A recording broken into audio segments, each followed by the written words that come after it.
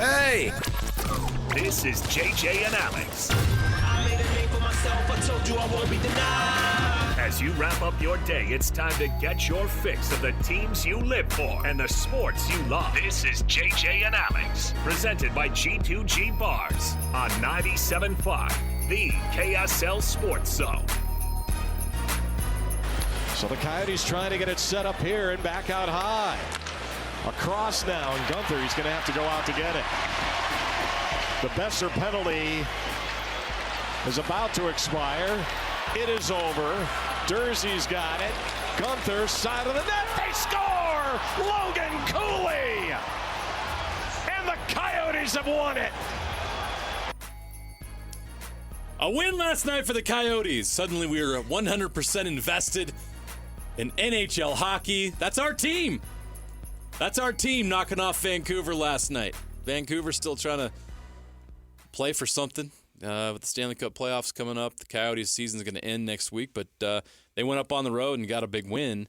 Welcome in, JJ and Alex, 97.5, the KSL Sports Zone. Jeremiah Jensen, Mitch Harper in with us for the rest of the week, filling in for Alex Carey. And it's kind of weird hearing the hockey thing and thinking, man, that's going to be what we get excited about coming up here in 6 months. I mean, I need the hockey horn now. We do need a hockey horn. I just realized. I apologize. We're not ready, Jeremy. Look, I think I'm learning. Come on. Here's the truth, Jeremy. You have 1 week from today. 1 week from the day, we got to have that horn ready. April 18th is the reported day. When an announcement is made on the 18th, you darn well better have that horn ready. Just saying. Got to have the hockey horn. It's exciting, Mitch. We spent a lot of time yesterday on the show going over the breaking news yesterday with everything going on that talks were underway about relocating the Arizona Coyotes to Salt Lake City and potentially being sold to Ryan and Ashley Smith and the SCG group, the Smith Entertainment Group. It looks more and more likely that that's going to happen, and you know, we're certainly going to talk about that today. That topic continues. There's not any new news to report to you, but we do have a lot of reaction from the team, from their head coach, Andre Tourigny, and we also have a guest today coming up at the 4 o'clock hour, Greg Wyshynski, who covers the NHL for ESPN, who also had a lot of information that he published yesterday from ESPN that was really insightful. A lot of the stuff about the relationship between Ryan Smith and the NHL that has been building not just for weeks or months, but for years, was something that he contributed, as well as some other parts of the report about what's actually going on right now. So we'll have Greg on the show coming up at the 4 o'clock hour. We also, it's Masters Week. The Masters is underway. We're not overlooking that. We've got Bob Casper live from Augusta, from Real Golf Radio. The great Bob Casper will give us an update on what's going on right now. They're trying to survive some weather today. Little late start, but they're out there playing right now. So we'll have the latest on the Masters right from the source. That's going to be exciting. We got a Utah football spring update. We're working on getting a player live. We're working on it. We hope to have that happen around 4:50. And then the 5 o'clock hour, there's a story developing around Kentucky and... Whoa. Yes, Whoa. not that horn. Whoa. Not yet there, Jeremy. Whoa. A little Slam quick. the brakes. Talking about the hockey horn. Slam the brakes. Not the breaking news yet. We're not there yet, but Mitch and I are going to talk about the potential of, is Mark Pope about to have a reunion with Kentucky? We have some information, some thoughts on that we're going to share with you.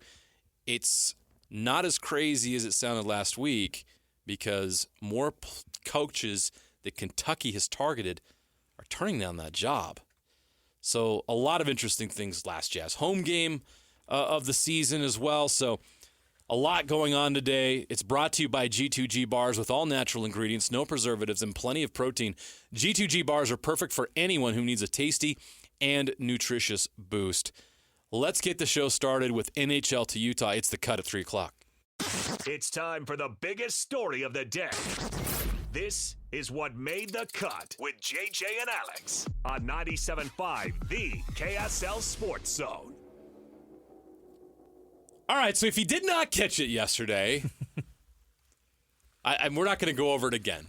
But we are going to quickly mention there were 2 reports, some from very credible, high-level journalists in the NHL, that the NHL and the Coyotes are in talks to have the team sold to the NHL and then relocated and sold to Ryan Smith here in Salt Lake City. That this is actually ongoing, that the talks are ongoing. Doesn't mean it's done, but the talks are ongoing. And this set the hockey world on fire. This captured the attention here in Utah, and it also had a huge impact in Arizona as well, as you can imagine. The sadness, the frustration of being a hockey fan in that state where they've been fortunate to have the NHL there for a while, but their enthusiasm has not been met with the same enthusiasm of the organization itself. That organization has failed again and again, their fans and their community. And that's why we're here to this day, where Arizona's going to lose the NHL and Utah's going to gain the NHL because of it. And I want to mention that because that is something you have to keep in mind here. And I know a lot of you listening don't care about Arizona. I have this feeling like I love sports, and sports are so great, and having that outlet for something you love is such an important part of your life. Now, does it need to be everything in your life? I don't think so. But Mitch, these fans in Arizona are losing something that they're probably season ticket holders. They have Arizona Coyote sweaters from like 20 years ago they've worn, and they still got their Jeremy Roenick sweater. You know what I mean? There's all this history that they have developed there over 2.5 decades, and now it's gone like that. I have sympathy for them. I feel bad for them today. Maybe empathy is a better word. I have empathy for them today because I can't imagine what it would be like. It would be like us losing the Utah Jazz, like just like that, in a period of a few months, not because you didn't support it or because the team didn't play hard or they didn't have good management, because the owner sucked. Yeah, it's a difficult time for them. And to think, a couple weeks ago, they had a brief moment of a high, feeling like, oh, here's a rendering of an arena. There's movement. There's a possibility getting that land. And then they did it again this weekend, Mitch. Yes, and the Scottsdale mayor pulls that out and just slams that. He backtracked a little bit on that. But that franchise, that fan base, they clearly sense the end is near. And what's noteworthy, too, since yesterday on our show, many other reports have been confirming the original. No one's denying it. Yes. It's just the only thing that's the element maybe of surprise is they got to cross T's, dot I's. There's still work to be done, but no one's coming out in the NHL world and saying, no way, these reports are bold-faced lies, completely inaccurate. No one's saying that. These NHL owners, those board of directors, heck, Gary Bettman, if he needed to, could say that's just wrong, completely inaccurate. No one's commenting. It's basically saying something without saying something. No one's coming out denying anything. Even the Coyotes, even though their social media team is trying to make it seem like, hey, we face so much adversity, but we just have us. And the social media team for the Coyotes has been almost a laughingstock with how they're approaching this. But you feel for that fan base because that is trying. It's difficult because you got to imagine there are people that maybe, a couple weeks ago, they see that rendering and say, I'm going to buy season tickets. I'm going to, invest. And now they get told, they're seeing these reports, April 18th, it could be all over and this team's heading to Salt Lake. It's crazy. It happened in 2011 when the Atlanta Thrashers were moved to Winnipeg, and they brought the Jets back to Winnipeg after a long – in fact, the Coyotes are actually the original Winnipeg Jets. Yes. So the NHL has had a little bit of a transient nature to it over the years. There's been, unfortunately, several moves, more so than probably the other sports if I think about it. When's the last time an NHL team – and the last NFL team to move, wasn't that the Titans? Or was it the Browns? Which one? I can't remember which one. Chargers, sorry. Yes, Chargers. Raiders. The Chargers are so irrelevant, I completely forgot about them.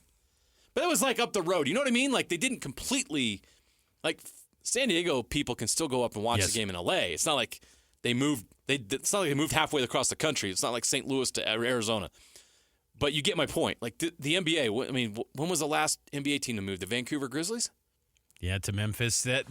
it does, and you probably have to go farther back. Baseball. When was the last baseball team, the Nationals from the Expos? That happened 20 years ago.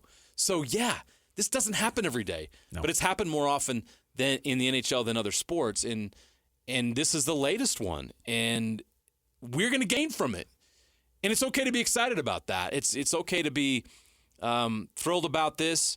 I just for a moment thought about people in Arizona who are just like, this is a gut punch, man. And it's a tricky deal too, because these arenas and venues are such a hot topic in every market. I mean, every franchise at some point has to evolve. Like you see NBA arenas, they gotta spend almost billions of dollars and not only get the arena but get the entertainment district too. There's so much that goes into these arenas. It's no longer back in the day just getting the cookie cutter football stadium that's a multi-purpose for baseball and football. It's no longer about that. You got to have not only the facility that's state-of-the-art, but you got to have the suites. You got to have the entertainment outside the arena. And if you can't produce, you're going to lose your team. Yeah. And that's discouraging. And it's a tough deal too, because for the general fan of like a team like the Coyotes, you also probably don't want to have it hit your taxes and have to pay for billions of dollars for billionaires to get an arena, but at the same time, you love that team, and it's a tricky deal. And, Salt Lake has the opportunity to definitely benefit from this, and this market will support it. And it's been kind of fun to, deep dive and see the reactions in the NHL world, and clearly they have no real kind of knowledge of what Salt Lake is. It's an out of date view of what Salt Lake is, and all these stereotypes that are completely inaccurate for those of us that have lived here our whole lives and seen it evolve. Like, yeah, some of the stuff used to be a thing, but this is going to be a great place for the NHL, and it's going to be these players, and I think this market will become a great place in the NHL fabric of teams and franchises. I think it'll be a cool destination for people to go, check out Park City and get those winter fixes there. So it's going to be a great deal. But you have a little bit of empathy, like you said, for Phoenix, because they've dealt with this for what feels like decades. When you kind of look at it and kind of see they've been just off and on been dealing with issues. The NHL once bought them before, and it's been ongoing with this franchise. Yeah, it's going to be exciting to get to know the players on this team, the coaches, the GM, the staff, as they come to our community. And I think they're going to love it here. I really do think they're going to love it here. But here's the sad truth is not everybody's going to come. Yep. There's going to be people that lose jobs because of this. And there's a lot of stress involved in this. Another crazy thing is this team found out about all of this through social media while they're on a road trip. Nobody in that organization sat anybody down recently to update them on what's going on. That's crazy, Mitch. They're just floating along in ignorance, thinking that we're gonna get an arena. We're working on the arena, and then posting stuff on social media. And all the while, all this stuff's going on right underneath their nose. And these players, they've got to be insulted. I feel bad for them. They deserve better, and they're going to get better here in Utah if these players and these coaches are coming. Good time for us to introduce you to the head coach of the Arizona Coyotes. His name is Andre Tourigny. The Bear. The Bear. So you know who Andre Tourigny is. He's from Quebec. We gotta polish up on our French. Yes, we do. He's from Quebec. That was terrible. I'm sorry to all French Canadians out there that hate me now. I'm sorry. I am an idiot. I'll do better. Give us time. I mean, this team is not even here yet. I'll figure it out. We'll get the horn. We'll get the accent right. We're gonna get all that fixed. He shoots, he scores! That is the actual Coyotes horn. There's a YouTube page of every team has their own home horn. Oh, okay. So that's our new horn, possibly. We need a Delta Center horn temporarily before the new multi-purpose arena is built downtown. Anyway, back to Andre Tourigny. He was. Correct me if I'm wrong, Jeremy. We had some audio. He talked to the broadcast post game. They also talked to our friends at Arizona Sports. Which ones do these come from? I just want to make sure I give proper credit. We'll do the first one about the win and resilience from our friends from Arizona Sports. Let's go with that one from Arizona Sports. Andre Tourigny talking about the resilience after more bad news and pulling off a win last night. Unbelievable, resilient, focus, really competitive, showed a lot of pride. I think I'm really proud of them. I think that this year we talk a lot when we had distraction before. We did not react the right way, and we got disturbed, basically, and we have some regret about it. So I think yesterday was an unbelievable commitment, was a lot of work, a lot of battles. I'm really proud of the way that the guys react. Yeah, that's Andre Tourigny, and we don't know yet. There's we're way too soon to talk about personnel and who's going to be the head coach of this team. But I from all accounts, the general manager's done a terrific job there, and the head coach has done a really good job during really difficult times. In fact, they were in the playoff hunt until this stuff started breaking in January, where this went really south. And he talks about that and how they've been hearing about this stuff for a while and how they've had to deal with it. I can tell you exactly the date. The first time that rumor came, it was January 24th, and that's the day we started a 14-game losing streak. So we cannot pretend it did not affect our team. Unfortunately, that had a huge impact in our season, and we did not deal with it the right way at the time. So now we've been given another opportunity to deal with it differently. So we need to be professional and make sure we make up for it. I know we have unbelievable opponent coming up, a team who fight for a first position in the league. We know that, but for us, it's more about how we will play and the way we will fight, the way we'll be focused, the way we'll manage the game, the way we'll react to the adversity, those distractions. There will be other day for that team, and we need to make sure we're progressing, and we approach every day the way we want our team to progress and where we want to go. We've been dealing with an opportunity to show up for the last 4 games and to deal with those distractions. So let's make the best out of it. That was from the TV broadcast before the Canucks game last night that they ended up winning in overtime. Mitch, this has got to be – you can imagine how much of a distraction this is, and this is what we're talking about is you've got this coach and these players, and there's young, hungry team that were playing really well, and all of a sudden this happens. It's just if you have bad ownership or ownership that's not stable, then it impacts everything you do. It is, and their arena situation has been a mess. And once they lost out on potentially Tempe, and it's been a long-term deal, it feels like, with Mullet Arena on Arizona State's campus. I mean, you look back at this season, there's been NHL players that have went on the record. There was a Toronto Maple Leafs player who said, LeBron James isn't playing in a 5,000-seat venue. Why are we? There's been a lot of critiques. The facilities, yes, it's intimate. Yes, it's personal. But that's not big time. That's not the biggest stage. And, hockey's a sport where they're trying to grow the game in the United States. And I think there's potential. And you got a market in Salt Lake City that I got to imagine, with how many youth and the youth sports scene in this state has always been robust. You think about Junior Jazz is one of probably the biggest youth basketball organizations around. Hockey will probably take off when these kids will see hockey in this market, and you can grow the game, and you'll have state-of-the-art amenities here in Salt Lake waiting for you. And it's just been a deal since this ownership group with the Coyotes took over. It's been a mess. And then you feel for those players to not have the clear communication. One of their owners, had an interview with an ABC affiliate where he said, we got to get the land deal or we have to move. It's basically do or die. Where you're waiting on an auction to get a land deal. That's why the NHL has to basically say, we need to get this fixed now so we can move forward for next season and get our ducks in a row. We're going to go to Salt Lake. And, hey, if they can get the chance, if they can obtain that land deal, and maybe 5 years down the road when they can get an arena built, bring back the Coyotes that way. And I think because Phoenix is huge. I mean, 10th biggest market? It's massive. The NHL wants to be in Phoenix badly, but not under this situation. Right. You can't be in that arena. And Salt Lake is ready. And as we talked about yesterday, they want Ryan Smith in the fold. And Ryan Smith's got tons of potential, and he's done a great job with the Jazz as far as running the operation. I know the on-court product has not been anywhere to the liking that fans want, but the operation and the business side of the Jazz, it's doing well still, despite struggles on the court. And there's a bright future ahead. So I think that there's just so many pieces that this is moving that way, and Salt Lake's going to be better off. But you do feel for that Coyotes roster that has got talent, and it's almost refreshing too to hear from a coach acknowledge an outside report noise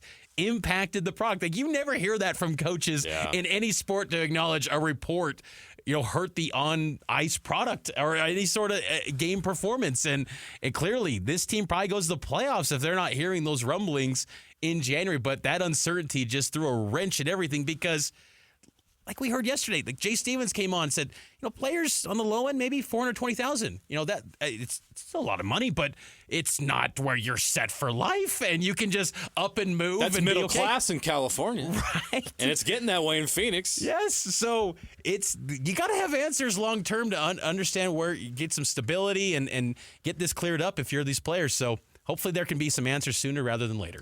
Yeah, you want answers for them, and again. There's a lot of people that will be impacted by this, and one more chance to hear from Coach Tourigny about how this is more than just a game. This move is affecting a lot of people. This is real life. But I will tell you where it has the most impact is we have 31 staff members who don't have a contract for next year. Those guys have family. Some are divorced. Some their kids are in Phoenix and they're divorced.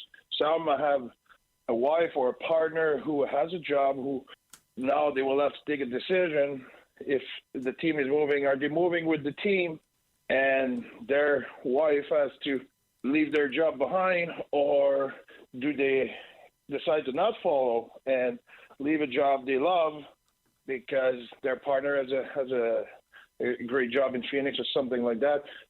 Some guys have kids who are at university, they need to pay for the university. Those kind of things are real. That's real. That's emotion. That's real life. Again, that's from our sister station, Arizona Sports, in Phoenix, part of the Bonneville family.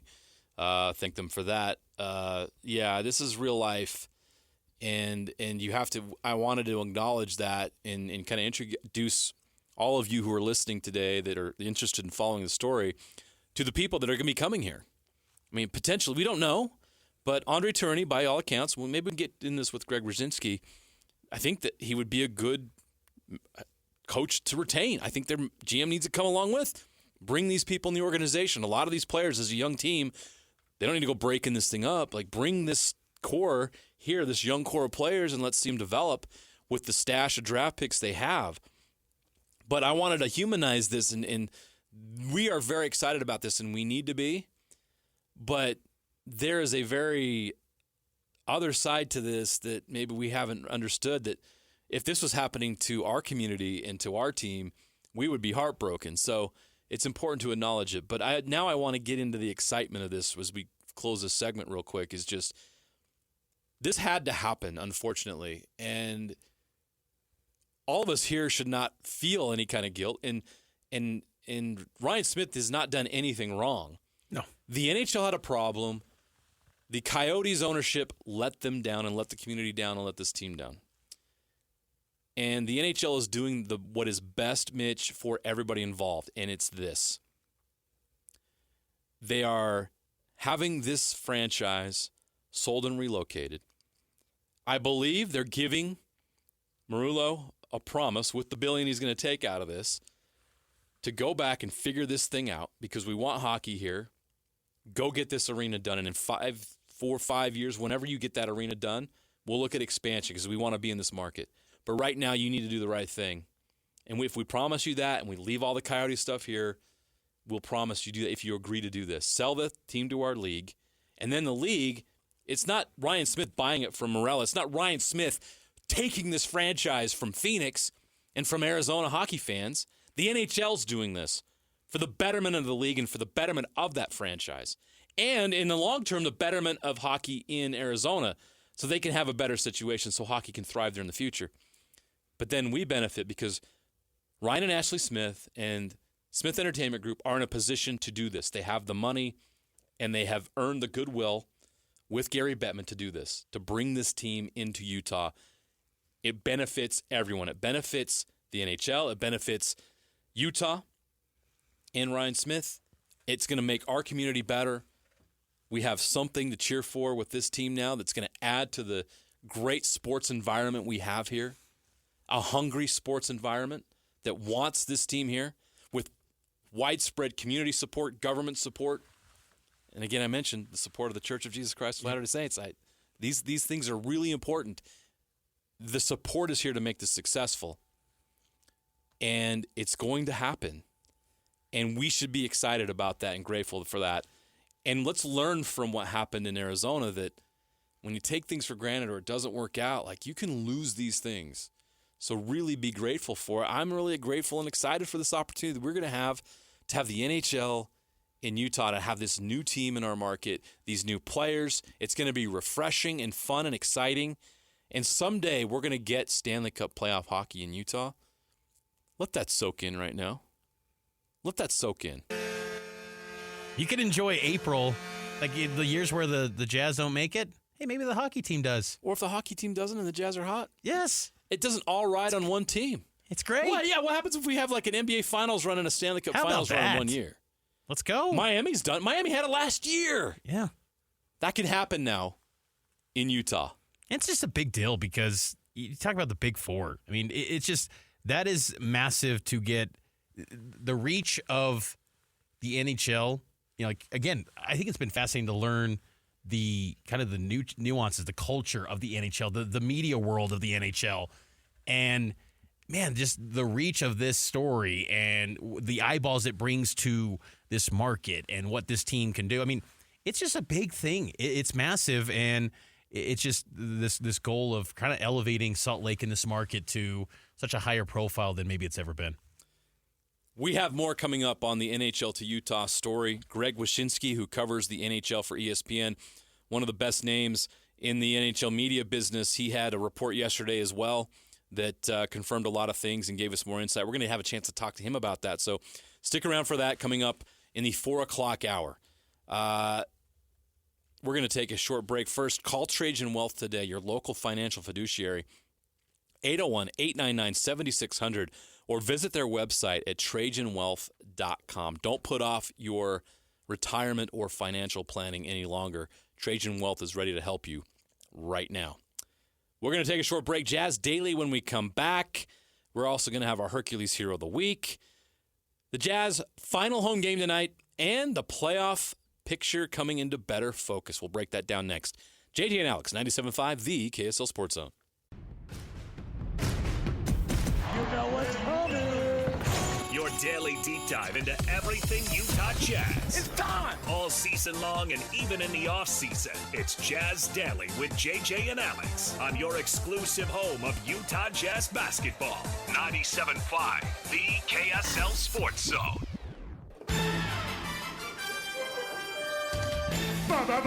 Basketball, gimme the ball because I'm gonna dunk it! Sensabaugh comes to the front court with one of the NBA's all-time steal leaders, Chris Paul, on his shoulder. Sensabaugh gets into his bag, crosses over, pulls for three. Got it! Kid's got a bag. He does. A lot of excitement with these young players, but it hasn't amounted to wins. Jazz on a 13-game losing streak, but as hard as it's been with all the losses, is your last chance to see the Utah Jazz in person this season. Final home game of the year tonight, hosting the Houston Rockets. Who's available to play, Mitch? Not many. Lauri Markkanen out with the shoulder. Last time we did this, we did it with some Metallica music because it was, I don't know. We won't do that again. Do you want to do it again? No, we won't. We won't do it. Because it's so long. Lauri Markkanen shoulder. Jordan Clarkson, an SI. I don't even know what that is. Dang it! John Collins, back. Dang it! Colin Sexton, still sick. Dang it! Chris Dunn, foot. Dang it! And Walker Kessler, broken nose. Dang it! Will all miss the final home contest of the 2023-24 season. The Jazz have something to play for tonight. Yes, indeed, Mitch. They got to get that winning home record. 10 straight years they've had a winning home record. You have to go back to 2013-14 when they finished 16-25. That was I covered that year. That was not fun. It ended up getting Stante Exum, who is now making buzzer beaters for the Dallas Mavericks. Yeah. This has been yeah. It's tough right now. It's been a year. It's tough. It's been a year. Thanks, Quinn.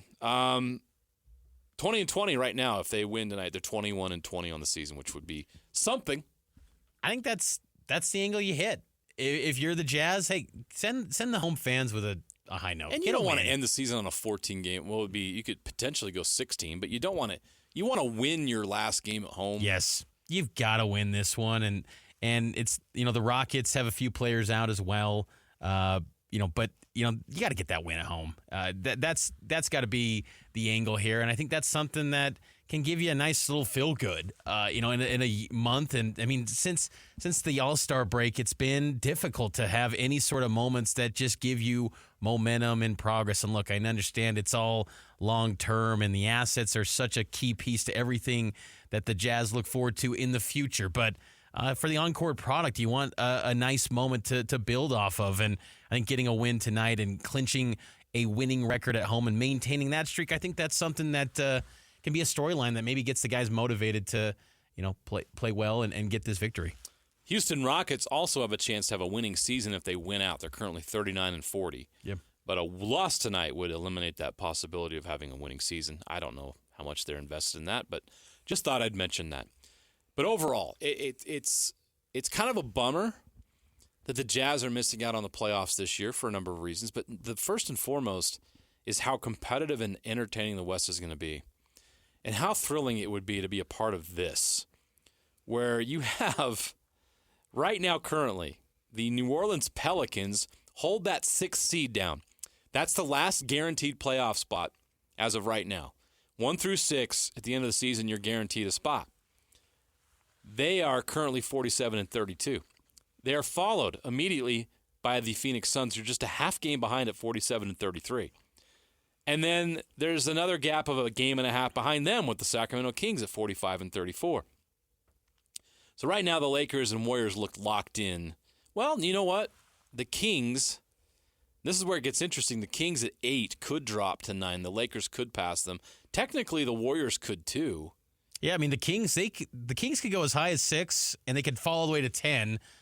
Suns are from 6 to 9 range, but Lakers, it does seem like the Lakers and Warriors will probably slide into that 9-10 spot. And this is interesting. So let me give you the Kings' schedule.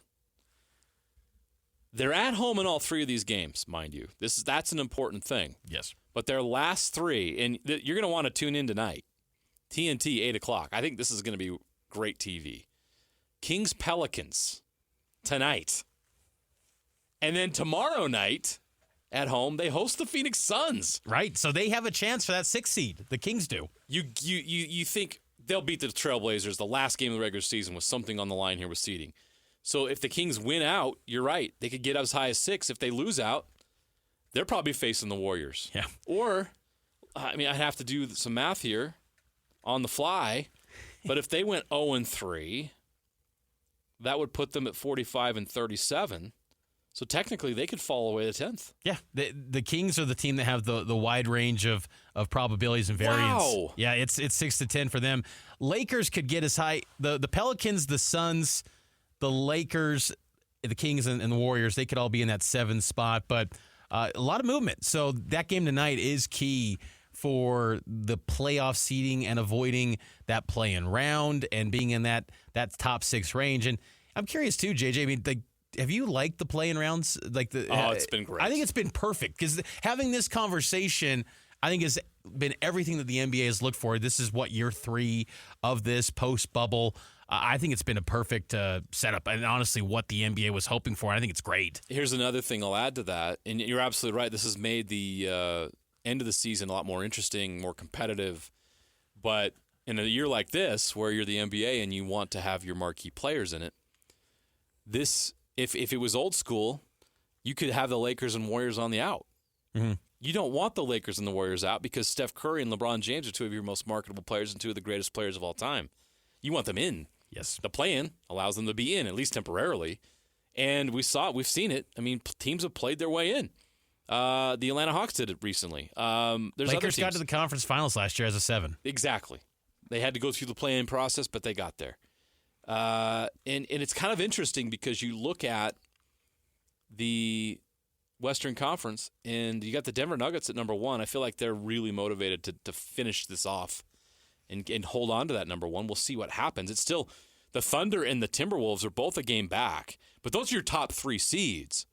The Clippers Mavericks seem to be locked into that 4-5. What a great Yeah, that's going to be good. Opening round playoff series, that's going to be, with the Clippers most likely to have home court advantage, although there's only a game separating those two teams in the standings, but they both teams only have 2 games left. So we're not going to see a lot of movement there, but you can have, so I think everybody in that 6 to 8 range, whoever that's going to end up going to be, is not going to want to play the Denver Nuggets in the first round, and they would relish the opportunity to play the Timberwolves and the Thunder.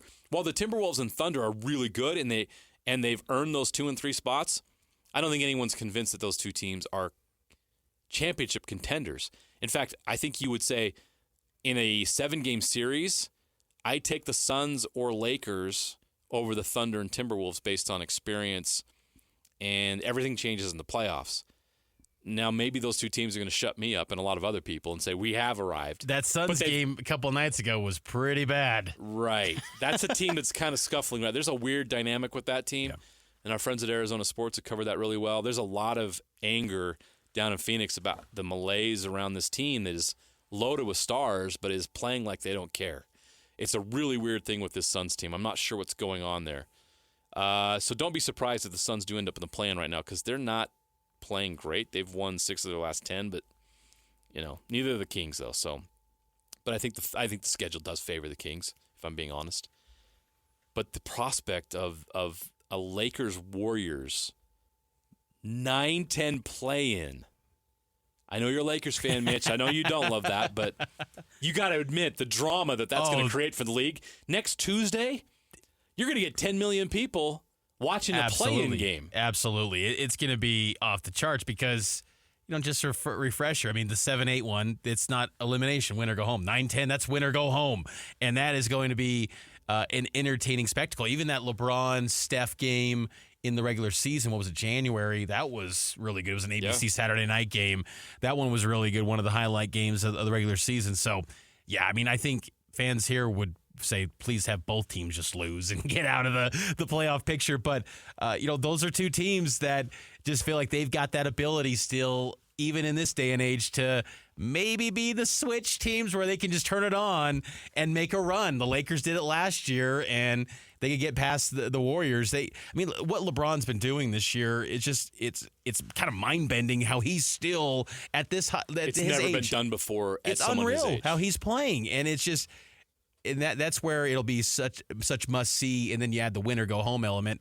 It proves that this play-in concept has been everything that the NBA wanted, and it's working out because you're right. If the Lakers and Warriors were in the spots they're in now, they probably just tank and just say, let's call it a day and move on and go into the offseason and enjoy our summer. But now there's actual motivation to compete and go chase this thing and turn it up for the playoffs and make a run.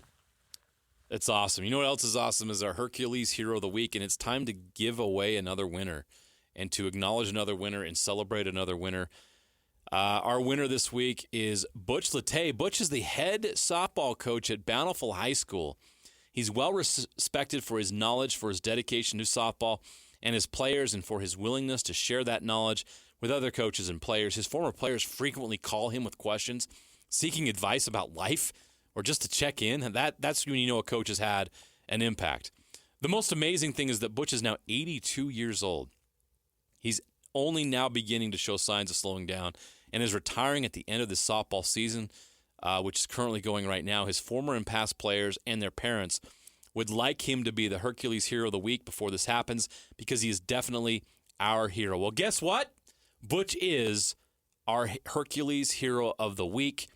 He's got a $50 Visa gift card coming, and congratulations to Butch on an unbelievable career. And this is what it's all about, is we talk about pro sports and college sports and these things, and that's what we focus on and watch and we're entertained by. But sports at the grassroots level is about learning life lessons, having great mentors like Butch that really have an impact on the life of a young person so that they can become a successful adult. And Butch has done that for so many years. Thank you, Butch. Thank you, Coach, for all that you've done. To nominate the youth sports volunteer that you know for the Hercules Hero of the Week, submit your nomination at kslsports.com/contests, and they can win a $50 Visa gift card. We got to take a short break on JJ and Alex. Up next, Would You Rather? 97.5, the KSL Sports Zone. Your home for the best coverage of the Jazz, Utes, and Cougars is right here on The Zone. This is JJ and Alex, presented by G2G Bars on 97.5, the KSL Sports Zone.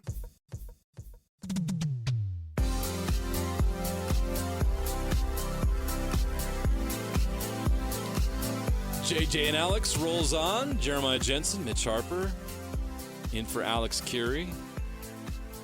Coming up next, Greg Wyshynski of ESPN, covers the NHL for ESPN, will be our guest, and we'll dig into the NHL to Utah story and some of the stuff that he reported yesterday about the situation, and see if we can get any kind of update.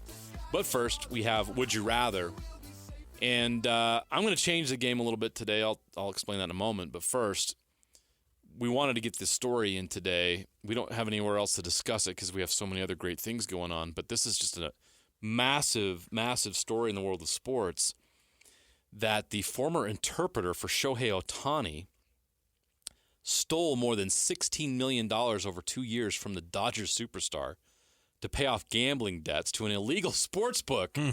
That's according to federal authorities who released that report Thursday. That is insane, but that's a small number compared to just how much numbers were involved in this. This gets crazier. So Mr. Ippei Mizuhara, has been doing this for a while. This goes back to 2021, and he started losing substantial sums of money in that year. He averaged 25 bets per day, ranging from $10 to $160,000 per bet. Wow. Some 19,000 bets in all. 19,000? But that's in 3 years. No, that's little over 2 years. He racked up 19,000 bets. That is an addiction, and that is crazy. This brings us to this part of the game. Call it a game or whatever. So he lost a total net balance of negative $40 million, $40,678,436. Instead of Would You Rather, I'm going to ask you, Mitch, what's more impressive? Oh, okay. What's more impressive? Losing $183 million on betting, or actually winning $142 million? I'd say the wins. To win 9 figures in gambling? Holy crap, dude. He's like, I get it. He ended up losing $40 million, but you got to be pretty darn good to win $142 million in betting. And I kind of, in a way, admired how his bet range is just the everyday person, $10 all the way up to $160,000. He's getting the full gamut. He's doubling and everything. That is just unreal. But to me, it's the wins, because, I mean, I don't know how anyone beats anything of a book, like how they beat any sort of odds and ever win anything consecutively. When I hear these people say, "Oh, I've had all these amazing wins this season," and in football or whatever, like you see here these online and these gambling services, you just go, I don't know how, I can't compute in my head how people win at all. But to win $143 million, that tells you the story right there. That guy had some epic victories to the point where you wanted to chase that thrill over and over again and get that win and that rush that was probably just epic. That is insane. $183 million in losses, $142 million in wins, leaving a total net balance of negative $40,678,436. Right now, Charles Barkley and Phil Mickelson are giving each other a high five in a bar somewhere. Yes. They're like, dude, I never came close to that. Yeah, I was going to say, like, you're the GOAT. Those are two of the names you think of when you think about losses in gambling, because it does feel like, I don't know if I've ever heard of 9 figures in losses in gambling. I mean, we'd probably have to do a deep dive, but I'm sure it's happened. I'm sure there's people that have lost 9 figures worth of gambling losses, but the wins, my goodness, that's just insane. The guy was dabbling in some crazy activity. I'm not even mad. I'm impressed. It's amazing. Oh, man. Did he eat a wheel of cheese, too? Holy crap. 183 million losses, 142 winnings. He is the GOAT of sports betting. Way to go, dude. Unfortunately, he's going to spend a lot of time in prison. So if you are listening home, don't gamble. Don't do it. Unless you're going to win $143 million. Remember, he lost 40. Right.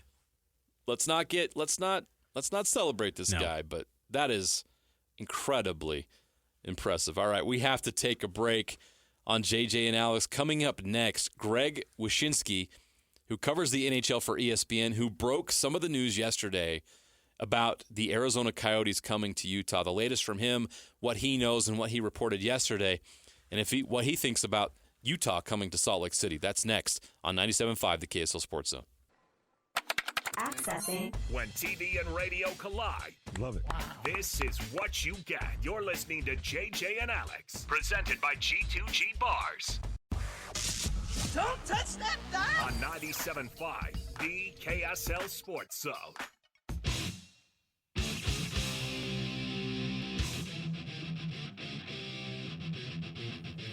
Now that's hockey music. Metallica. I love it. The NHL train is coming, rolling towards town. Nothing stopping it now. For an incredible selection on Kia, Subaru, Chevy, Jeep, Dodge, or Ram, visit Doug Smith dealerships in American and Spanish Fork. Great service starts with know-how, and nobody knows how like Doug. Hey, Doug.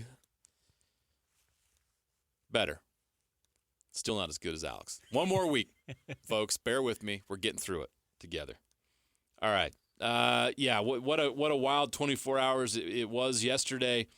We could not get enough of the breaking news and the coverage. This is a very exciting moment for our community, for sports in Utah, and this could be one of the most pivotal and most memorable moments in our state's history when it comes to sports. I certainly think it could be, if not the biggest story of the decade. We potentially have Major League Baseball coming here, but that's not likely until the 2030s. Yeah. We're waiting patiently on that.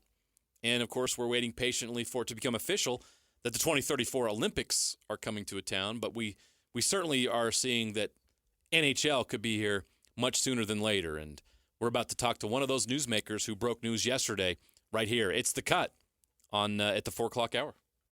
It's time for the biggest story of the day. This is what made the cut with JJ and Alex on 97.5, the KSL Sports Zone. We want to introduce all of you in Utah to one of the best, if not the best, beat writer in the NHL working for ESPN. He is Greg Wyshynski, who broke news yesterday, along with others, about what's happening with the Coyotes. And, Greg, we appreciate you joining the show. It's a thrill to talk to you. Hopefully this is the first of many. I think it will be. I'm pretty sure, although the ink isn't dried, that this is the start of a beautiful relationship. Well, it's a great opportunity for you to introduce yourself to this Utah market. Everybody here is fired up and excited. You did great work on this yesterday. At this point, just share with our listeners what you know at this point about this situation and where it currently stands. Yeah, I mean, we did a lot of reporting on it yesterday. Obviously, everybody saw that the NHL has two different schedules drawn up for next season, one that has the Coyotes in Arizona and one that has the Coyotes having relocated to Salt Lake City. After that news broke, we all started really digging, and the digging that we did, myself and my colleague Emily Kaplan, it turned up a lot of definitive sources saying that this thing is done, that the Coyotes are going to move to Salt Lake City beginning in the 24-25 season. The problem in reporting it that way is that the NHL, the Salt Lake City people, and the Coyotes, none of them would confirm that it was at that level of finality. But everything that we heard from, the framework of something being worked out to, the anticipation from league sources that this was going to happen points to the winds blowing towards Salt Lake, I think, next season. And the winds, does it point to the potential April 18th date that's been thrown around being the day after the regular season finale? Yeah, I think so. I think if the Coyotes, if this thing gets done, and again, like the ideal timeline would be to do it after the regular season, do it at a point in which the players will still be around, Arizona to talk about this and to deal with the fallout of it. so then they can kind of begin the transition to their new homes. But again, we're kind of at the mercy of this deal being done. It's a lot of lawyering at this point. It's a lot of determining, how much money is going to transfer between the two entities in the NHL. Some of it could be the terms of how Alex Morello, the owner of the Coyotes, is going to relinquish control and some of the promises that might be made to him vis-a-vis an expansion team coming back to Phoenix at some point. So there's still a lot up in the air insofar as the details. But again, everybody you talk to certainly had a sense of finality in their voices yesterday with regard to this thing getting done by the end of the season and for next season. Before we move forward with some of the details and what could be and look into the future, I want to take a quick step back for our listeners who, there's a good hockey community here, but the majority of people do not follow the league. That's certainly going to change. How did we get to this point with the Arizona Coyotes, and why has there been so many problems with that organization in Arizona? Why has it failed there? Well, you're talking to someone who used to have to stream Glendale City Council meetings at 2:00 in the morning. Oh my gosh, I'm sorry. Follow the Coyotes' plight back in 15 years ago. The long story short, they moved out of Phoenix to Glendale. They didn't draw any fans there because they moved away from where their fan base is. And then on top of that, they started to have all these issues with the city of Glendale, which eventually canceled their arena lease. That led them to Tempe, where they've been playing in Mullet Arena, the amazingly named Mullet Arena, on the campus of Arizona State University that only seats 5,000 people for the last two seasons. They're there in anticipation of getting an arena done in Tempe at some point. They had a vote last year, which it looked like was going to be something that passed, and they thought that the arena deal was going to go through. The NHL was pretty happy with it, and then the voters rejected it, mainly because they didn't trust the Coyotes to pay their bills based on what happened in Glendale. And so they have a new arena plan. It requires them to win a land auction this summer. And then, if this thing does get off the ground, shovels wouldn't be in the ground until 2025. At the earliest, they would have moved out of this Mullet Arena, college hockey arena, in 2027. And the NHL was kind of soured on this plan. After the vote went through, they kind of soured on the whole ordeal with the Coyotes. So it opened up some of the avenues for relocation. Obviously, we all know Ryan Smith, very, very aggressive in his courtship of an NHL team. And it was right place, right time for Salt Lake City. They had an arena, they had an owner with the money, and they had a team that, frankly, had kind of exasperated all of its chances to try to find a new arena in this market. What has Ryan and Ashley Smith done, do you think, to really kind of break into this NHL circle and become an ownership group that the NHL wants to be part of? It's a several years process. I mean, apparently, they've been talking with Commissioner Gary Bettman for more than a couple of years now and trying to lay the groundwork and earn the trust of the NHL. I know from talking to people around the league that they like Ryan's innovation. Some of the things that he's done with the Jazz, in particular. Some of the digital stuff that he's done with the team and outreach to the fans. And the NHL has always been very open to the idea of trying to get some really smart, innovative people inside the family to help grow the league, to help share their knowledge and share their experiences. The fact that there's an arena that can house a hockey team, even though it's not necessarily a hockey arena. We all know the questions about sight lines at Delta Center and that kind of thing. But he's someone who's done the right things. There are some times when he's been a little bit more outward in his approach to trying to get a team than maybe the league normally likes from its owners. When a team is on the verge of relocation and then the owner puts up on Twitter, "Hey, what should we name this team?" It's a little bit more aggressive than the NHL likes. But it clearly didn't discourage them at all, and I think they've been very, very excited about trying to have him join the family of NHL owners. What does the NHL love about this situation? You just broke down why they love Ryan Smith, but obviously there's plans here. The groundwork's laid. It's moving forward. They're going to build a brand new arena for this team to go along with the Utah Jazz in the same building. But what is it about this market that the NHL likes? Well, it could be a new arena, or it could be some major renovations to the current arena. We're not quite sure which direction that's going to go yet. But the bottom line is that there is an arena. And so it's a combination of having an owner that they liked, an owner that could clearly pay the bill for acquiring a team, and then also having a team that they quite frankly feel needed to move in the Coyotes. So when you look around at the options, they weren't going to put a team in Quebec City. Quebec City has petitioned the league before, and the league doesn't seem like it has a real desire to place a team in Quebec at this point.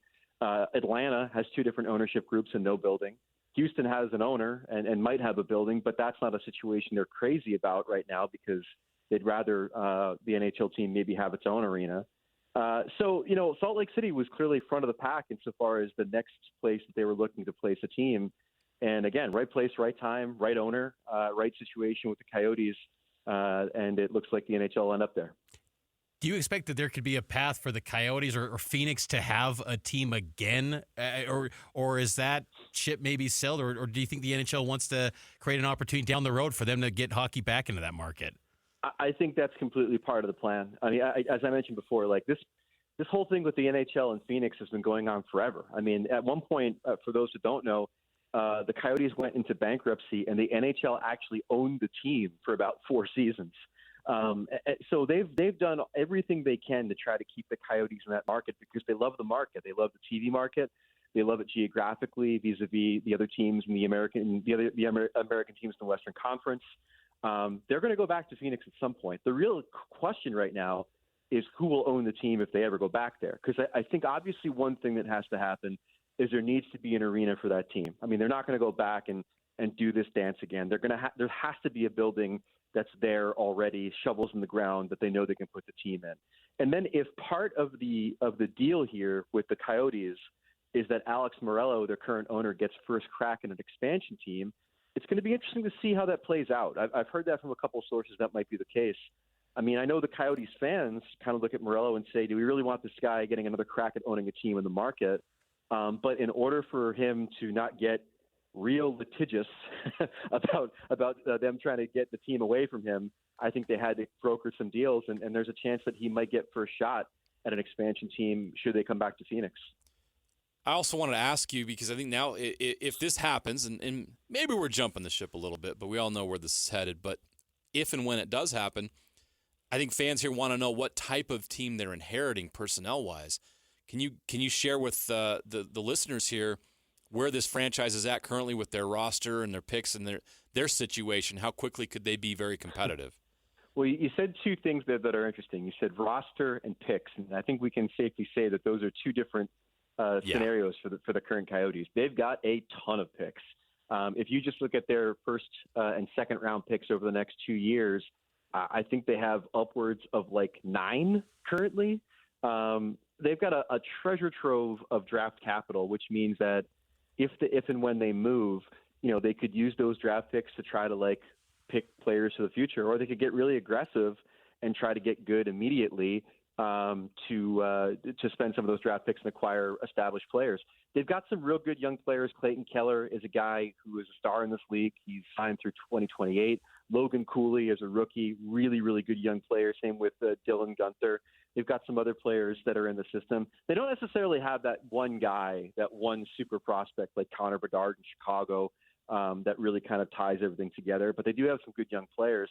But again, the interesting wrinkle here for Salt Lake City is that the Vegas and Seattle obviously both entered this league in the last couple of years and both had the benefit of the expansion draft. And the expansion draft rules were changed for Vegas to the point where both those teams got real good real quick. If you're getting a relocated team, you don't have the same benefit. So it's a little bit of a different situation for Salt Lake City than it was for the Kraken and the Golden Knights. But I still think they're inheriting a team that has some good young players, a lot of draft capital, and more than anything else, a whole lot of cap space heading into next season. That leads me into my next question. I know the ownership has had a reputation for multiple ownerships, unwillingness to spend. I don't think that's going to be a problem with Ryan Smith. When you have an owner like Ryan Smith that's willing to invest and willing to spend, how much of a difference could that make for this current roster and makeup? Oh, it can make a huge difference for sure. I mean, not only the ability to spend, but also the ability to retain talent. I mean, you have to wonder how many players decided not to go to Arizona or wanted to leave Arizona just because of the constant uncertainty inherent to that franchise, or the idea of playing in a college arena until 2027. I mean, there's so many little toxic things that happened around that organization that I don't think it really helped them bring in talent or keep talent. So just the stability of it all on top of the money that'll be available I think is going to attract talent there. And then plus, I asked a bunch of players at the All-Star game their thoughts about Salt Lake City, because it was pretty obvious at that point that Salt Lake was going to be either an expansion city or a relocation city. And a lot of guys didn't know. They said they heard good things. Maybe they had a friend or a former teammate that played in the minors in Salt Lake City. There's an education gap right now, I think, between NHL players and this market. And so what you need is the current Coyotes that are going to play there next year and years going forward to kind of explain, kind of educate the rest of the league what it's like to live there, what it's like to be there, and almost act like the Chamber of Commerce a little bit, or the tourism board, if you will, to the rest of the guys in this league to let them know that it's a good place to play. Greg, I'm curious, how does the NHL view Bill Armstrong, general manager for the Coyotes? How is he viewed as a front office executive? His reputation is through the draft, which does make it interesting. Like, if they wanted to keep him around and keep him in that gig, his bread and butter throughout his career, because he was with the St. Louis Blues before this, is his ability to draft well, to find players, to use those picks deep in the draft to find guys that eventually make the NHL. So, from that perspective, I think that he's got a good reputation and might be a guy that you want to keep around. That being said, it's really hard to get a gauge on his ability to build a winner, because he had so many challenges in that market and with that team to be able to do that. I mean, they were always sort of competitive a little bit. Their goaltending was always good. They were hanging around the playoff bubble a bit this year, but never to the point where they were really a serious contender. So I don't know if we really have a good gauge on whether or not he can build a winner, but we certainly know from his past history that he can build out draft picks and build out a farm system. And Andre Tourigny's inherited a very tough situation. We played some sound bites earlier from him, and he was very candid about how, when this news started coming out, how much of an impact it had. How do you judge him? And this is his first run as a head coach. Your thoughts on him and how he's thought of around the league? Yeah, I like him a lot, and the players like him too. I think he gets a good amount of stuff out of his players insofar as they're maximizing their ability to play and excel. I think he's a guy who's pretty blunt in his assessments of teams. I think he's a guy that challenges his players. And he certainly, squeezed as much out of this roster as he could this season to make things interesting. So it'll be interesting to see what they end up doing with him. But again, it's hard to figure out how much of this will transfer over. It could be a situation where Ryan Smith decides, better to keep them that are already in place there through next season, see how things go, and then I can really put my stamp on this team in the following season. Or maybe he already has some people in mind with regard to who he wants in these positions going into their first season in Salt Lake City. I mean, when guys buy teams, it isn't necessarily to keep the things that are already in place. It's to hire guys that they've been talking to for a couple of years about, hey, if a team comes here, I'll keep you in mind, and that kind of thing. So we'll see where it all heads. You're right. We don't know, and I wouldn't even ask you to speculate on whether or not they will be back. But in case they were, I wanted our listeners to know who they were and how they were thought of in the league. You covered NHL as good as anybody. You've been to all the different places. I want to ask you, what makes a great hockey town? What is it about those places that we know that are great hockey venues and great hockey towns? What do they have that Salt Lake needs to develop? I think the first thing is in-game presentation based on what we've seen in Vegas and Seattle. Now, granted, Vegas kind of has reset the template for a lot of teams insofar as in-game presentation, and it's kind of unfair to compare anybody to what they pull off in that city. But, the Kraken actually hired some of the people that did the pregame presentation in Vegas games to come up there to Seattle. If you go to a game in Seattle, it really feels like an event in the time leading up to puck drop. And I think that's kind of where, for a burgeoning fan base and a burgeoning market, it's got to start. It's got to start in how great is the experience in the arena for fans, not only before the game, but during the game and then after the game. And then on top of that, I think, it's such a simple equation, but success. You think about the way that Vegas in their first season went to the Cup final. You think about the Kraken making the playoffs in year two, getting a win over Colorado in a first-round series. And then you think about teams like Atlanta and Columbus and others that just went through years and years and years of not making the playoffs and and stops and starts and things of that nature before eventually Atlanta moved to Winnipeg. I think you need to find success pretty early to kind of captivate the fan base, get them involved, get them living and dying in the playoffs with your team, which is how I think real hockey fans are made. I'm curious too, Greg. How is the overall health of the NHL and growing the game, and with the current media rights with ESPN, and you work with ESPN.com, like just the overall health of the organization at large, and just the growth of the fan bases? Well, they're going to pull about $1.3 billion out of a dude to buy a team. So yeah, things are pretty good on that front. No, I mean, when you ask that question, obviously the media rights deals are one thing, and the fact that the NHL decided to go with two different American rights holders, ourselves, ESPN and Disney, and then also Turner and TNT, I think really helped grow the game. The fact that it was monolithic with NBC for as many years as it was, I don't think was necessarily in the best interest when you look around the sports landscape and see how many leagues are on different networks, right? Well, now the NHL has the same thing here in the U.S. I also think that, Salt Lake City is getting into this thing at the right time because the state of the game on the ice has never been better. I mean, you've got a kid like Austin Matthews up in Toronto that's trying to score 70 goals, which is something we never see. Alex Ovechkin has never even scored 70 goals in a season. You're seeing guys like Connor McDavid and Nikita Kucherov try to get 100 assists in a season. We haven't seen that done since 91, 92. We're in a real offensive era, a bunch of really talented young players, and the quality of hockey insofar as the speed and excitement in the game. You turn on any game on any given night, and you're going to see some really exciting action. So it's a great time actually to get involved with the NHL. I mean, I've lived through many eras when it was like 1-0 games and guys diving and clutching and holding. It's not like that anymore, man. It's a really exciting product. It's surreal that we're going to get to experience that now in Utah. I can't tell you how pumped up everybody is about this news. And we say that with, thoughts about how these fans in Arizona must feel. But I'm telling you, people here are pumped up and excited for this, Greg. We can't wait for it. We're excited. Can't wait to embrace the NHL. Before I let you go, I got to ask you one last question. As of today, who do you think is going to win the Cup? The preseason pick was the Edmonton Oilers. Of course, I did pick them last year too, which should tell you how good I am at picking stuff. But I still think that they have a shot at doing this, and I hope for Connor McDavid's sake that he gets to lift the cup at some point. But the two teams I had my eye on entering the playoffs are the Carolina Hurricanes, who have been close in a couple of seasons, went to the conference final last year, but made some really smart trade deadline acquisitions and getting Jake Gensel from the Penguins and Evgeny Kuznetsov from the Capitals.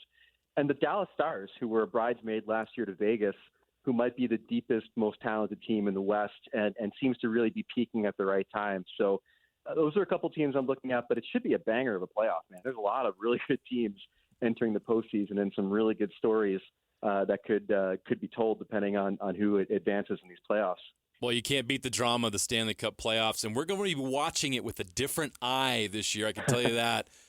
Excited to experience that now that we know that this is coming down the road. Greg, this has been awesome. We really appreciate your time. It's great to meet you and talk to you.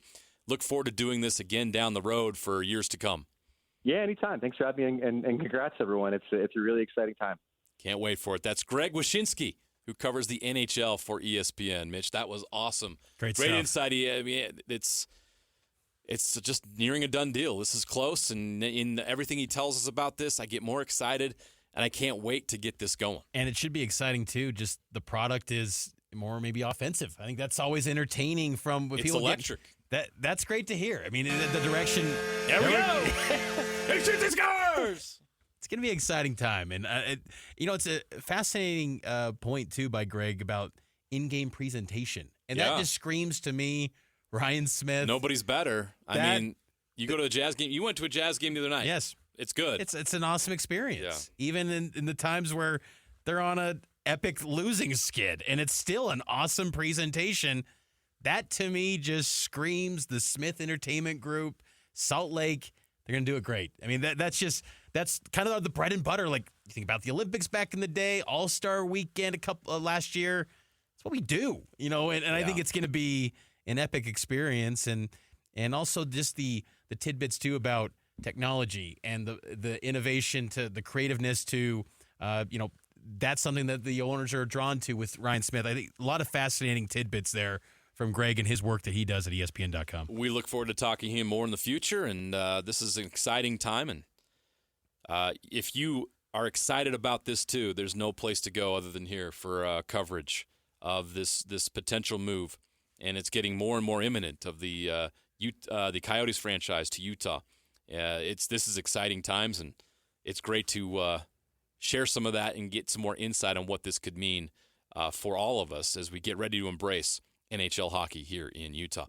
We got to take a break from hockey. We got to go to we got to go to Augusta. The Masters is underway. First round today. Our friend Bob Casper, the great Bob Casper with Real Golf Radio, is next live from Augusta with a Masters update. That's next on 97.5, the KSL Sports Zone. The 2024 Masters Update live from Augusta, Georgia on 97.5, the KSL Sports Zone is brought to you by Uinta Golf, simply the best golf stores in Utah since 1971. The Masters is underway in our 2024 Masters coverage live from Augusta with Real Golf Radio's Brian Taylor and Bob Casper is brought to you by Uinta Golf, simply the best golf stores in Utah since 1971. We're fired up for our next guest live from Augusta, Bob Casper from Real Golf Radio, 8 to 10 a.m. on Saturdays. Bob, how are you enjoying day one at the Masters? It's been an interesting day, but it's been really fun to watch, no doubt. How's the weather? I know that's been impacting play, the delays. How did that go? Well, the delays were about 2.5 hours this morning before they teed off. They didn't tee off till 10:30. They were supposed to go at 8 a.m. this morning. So everybody was pushed back, and some of the guys aren't going to get finished today, and they'll have to come out early in the morning and finish. But I'll tell you what, there's been some good scoring so far, and this afternoon the wind is up, and it's a lot tougher this afternoon. And the good scoring is led by Bryson DeChambeau at 7 under. What's been working for him today? Well, he hit a lot of greens. He got his golf ball around, and he made some birdies at crucial points, 16 and 17. He 65. Anytime you go around here in 65, it's gonna be a really good round. Scotty Scheffler shot 66 today. He shot 66 without making a bogey under really tough conditions, and he had 3 twos on par threes on his scorecard, 2 on the back 9 on 12 and 16. So he played some really, really good golf this afternoon as well. That's really interesting, Bob. We talked about Scotty Scheffler being the number 1 in the world and being the favorite. A lot of guys got to be thinking, oh, great, here we go. Scotty's got the lead from the beginning. I mean, that's got to be an interesting start for Scotty and how everybody's going to react to that. Well, the interesting thing about playing here at Augusta is, you can shoot some really nice scores like DeChambeau and Scheffler did today. Danny Willett shot 4 under par 68. And then Fox he's either from Australia or New Zealand. He shot 3 under, and also Davis. And, you can shoot some really good scores like that. But I'll tell you what, if you can plod along, if you can not do anything in the first round that's really going to knock you out of the tournament, where you can shoot maybe 1, 2 under par, 3 if you're playing, really well, then you start building on that, and everything starts to build and get better and better as you go along. Tony Finau shot 1 under par. We followed him and walked with him and spoke with him after the round. And he was pleased getting in the house at 71. To share more with us about Tony and his first round, you mentioned the 71, but looking at the leaderboard, tied for 15th, 1 under. He certainly hasn't hurt himself today. No, he hasn't, and that's the whole point. He missed some putts on the front 9, made a couple bogeys, and missed some birdie putts. But I'll tell you what, he played some really, really good golf coming in, made a birdie at 13, and then had some really good saves on 14, made a par on 15, a really good save again on 16, and he got in the house at 1 under. So he said it was tricky. It was tricky. The winds were swirling. They were heavy. It was difficult, really difficult, he said. Tiger Woods is 1 under par through 8. How's Tiger look so far from your vantage point? He's just plodding along. He just birdied the 8th hole to go to 1 under par, knocked it on the green on 9, and he's not going to get done with his round, but, he's got another probably hour and 20 minutes of play. So when it all comes down to it, he's going to be like mid in amen corner. He might be through 13 or something like that and have to come back and play another 4 holes or 5 holes. Yeah, that's interesting that some of those guys are not going to finish their first round because of the delays. Any surprises today? There's always surprises in the Masters. You see guys that rush up to the top of the leaderboard that play really, really well. But then as the week goes on, things starts to get a lot tougher. And, the pressure starts to kick in, all those types of things, and then guys really kind of back away from it. So when you look at the guys that are up at the top, of the leaderboard and that kind of thing, you look at the guys that have played really well in major championships, guys that have had success here before, maybe not necessarily have won, but guys that have played well here, top 10s, top 5s, that kind of thing. Bob, I'm always fascinated by the amenities at Augusta. Never been, and with it being a course that doesn't allow phones, and you're talking to us from Augusta. What's like the media room like? Where do you take these phone calls to give us this great insight? Well, we're sitting at our stations here in the media room where we do our updates and also where we will do our show this week. And that media room is kind of really, really cool. Probably 200 to 300 people sit in here, writers and radio and that kind of thing. It's looking straight down towards the driving range, and you can see guys hitting balls on the other end and that kind of thing. It's amazing. And the amenities here, as far as the interview room where they interview the players, it's top notch and always is here at Augusta. Last thing I wanted to hit you up with, Bob, was one of the cool things, at least that I enjoyed the Masters, is just seeing Nicklaus and Player Watson doing the ceremonial first shots. Look, your dad played with these guys. I know you know them. You may not get as starstruck as us about it, but that's still got to be pretty cool, right? What's that like to be able to be there to see that happen? Well, it's really cool. That's what's really neat about Augusta is the traditions. You've got the older players, you've got the newer players, and you have the players coming up in the. They honor their past champions. All the best players in the world play here, and they honor the amateur game. And so you get all that, and then you get Jack and Gary Player and Tom Watson, and before that it was Arnold Palmer. We've seen Sam Snead, and we've seen a lot of different guys as the honorary starters, and to be able to walk up to them behind the clubhouse while they're after the champions dinner on Wednesday during the day, to be able to walk up to them and talk with Barbara Nicklaus and Jack Nicklaus afterwards and express my love for my mom and family and stuff like that. And, it's really kind of cool to be able to be around these people and to see them all here at Augusta because it means so much. Oh, man, that is awesome. Bob, thank you so much for sharing your personal experiences and giving us a feel for what Augusta's like and what the Masters is like. And we appreciate you coming on this week and giving us these updates. You're the best, and enjoy the rest of this. This is going to be a great event throughout the weekend, as it always is, and can't wait for the drama to develop. Thanks, Bob. Thanks, guys. Appreciate it. That's Bob Casper, Real Golf Radio, 8 to 10 a.m. on Saturdays on the KSL Sports Zone. And, of course, they're there right now, which is so cool. We have another guest right now. We're going straight to Utah spring football. We have a guest right now, Junior Tafuna, the man, joining us right now on KSL Sports, the KSL Sports Zone. Junior, how you doing? Great. How are you guys? Good. Thanks for joining us here on JJ and Alex, 97.5, the KSL Sports Zone. Just got out of another spring football practice. How's it going up there right now for you guys? Man, it's fun. It's been a great spring. The team's reloaded. Man, everyone's healthy. Just looking to get the whole party to the season. Yeah, it's going to be fun this Saturday.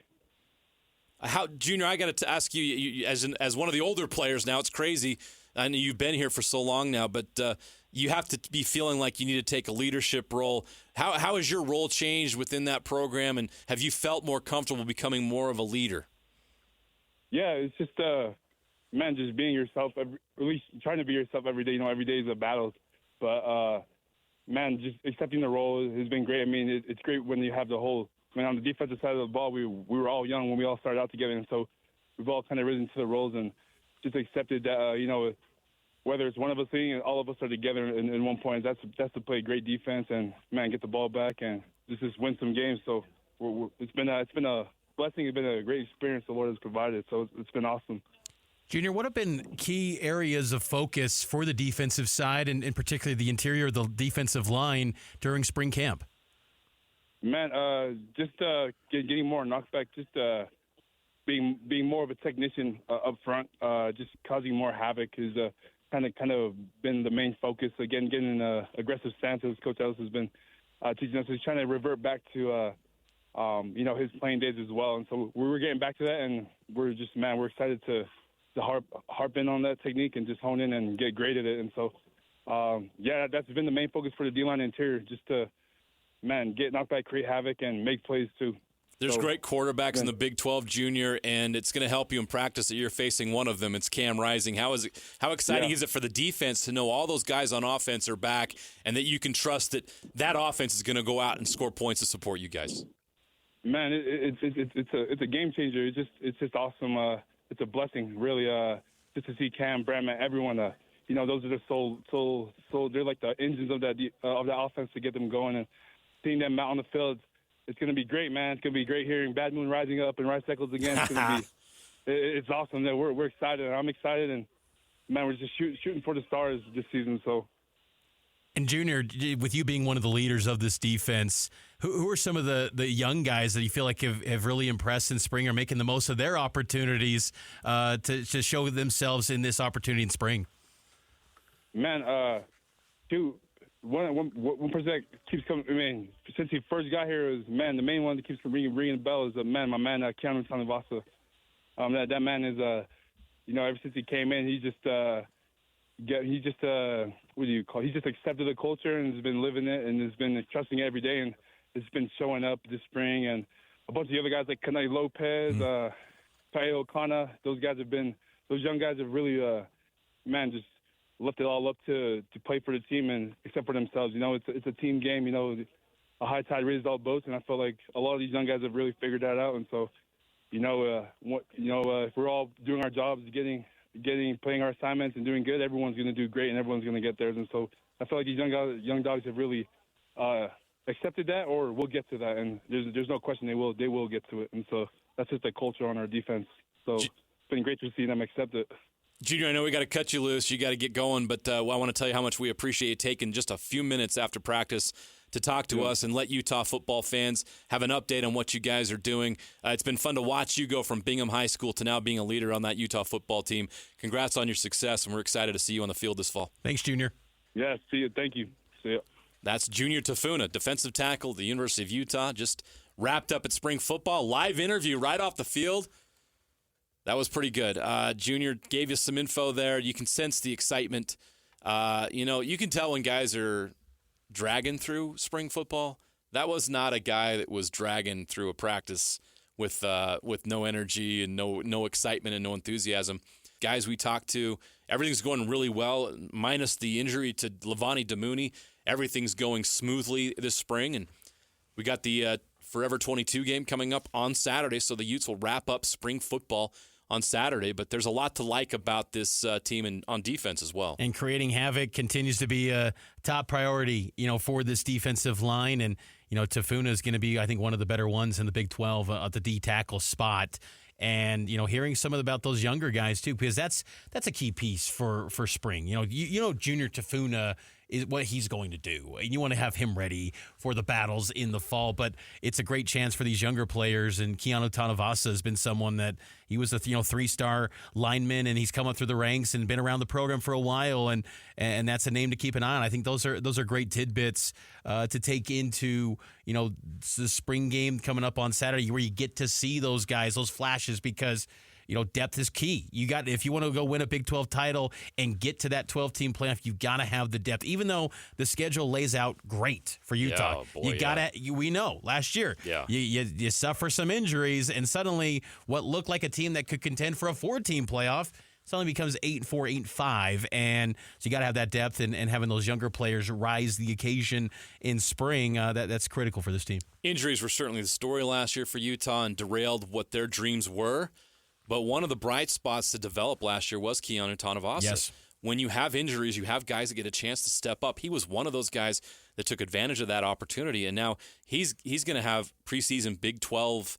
I think he's going to get one on a nod on maybe like a second team or something like that. He's definitely going to be under consideration based on the play he had last year. So that's another guy that took advantage of that opportunity. And they have several others. And then they're bringing some new guys in. You got a Dorian Singer on offense. And you look at a lot of guys in the secondary that they brought in from different places, transfers. So there's a lot of excitement on that team. And the defense is loaded again. I don't think anybody's looking at Utah right now, and no one's asking questions about the defense because it's just assumed that they're solid. And then you dig into it, and they're even more solid than you think. And Junior Tafuna is a part of that. There's been a lot of hype with Junior Tafuna, and I think he hasn't had the seasons he quite liked last year. I think there was a lot of hype preseason Pac-12 and all that. Potentially a Defensive Player of the Year. Maybe perhaps this is the year where Junior Tafuna really breaks out and really unleashes all that potential that we believed he had. Not that he hasn't. I mean, he's been a great player. We just feel like his ceiling is so high. Yes. Like NFL high, like he's that good that he really could have an even better season, a phenomenal season this year. And then when you're on a team that's in the mix for a conference championship and a potential playoff bid, come all the nominations for All-American, all that kind of stuff, those opportunities will be there for the players on this team that step up if they have the kind of success that we expect them to have. All right, that is your Utah spring football update, a little earlier than we expected, but it was great to have Junior Tafuna live on JJ and Alex here on 97.5, the KSL Sports Zone. We got a lot coming up as we move on in the show. BYU fans, we're following this situation closely with the Kentucky job could have local implications. I'll just say that. We have some information to share with you next about the potential of Kentucky having serious interest in talking to Mark Pope for the head coaching job at his alma mater, Kentucky. We got that more coming up next right here on 97.5, the KSL Sports Zone. Your home for the best coverage of the Jazz, Utes, and Cougars is right here on The Zone. This is JJ and Alex, presented by G2G Bars on 97.5, the KSL Sports Zone.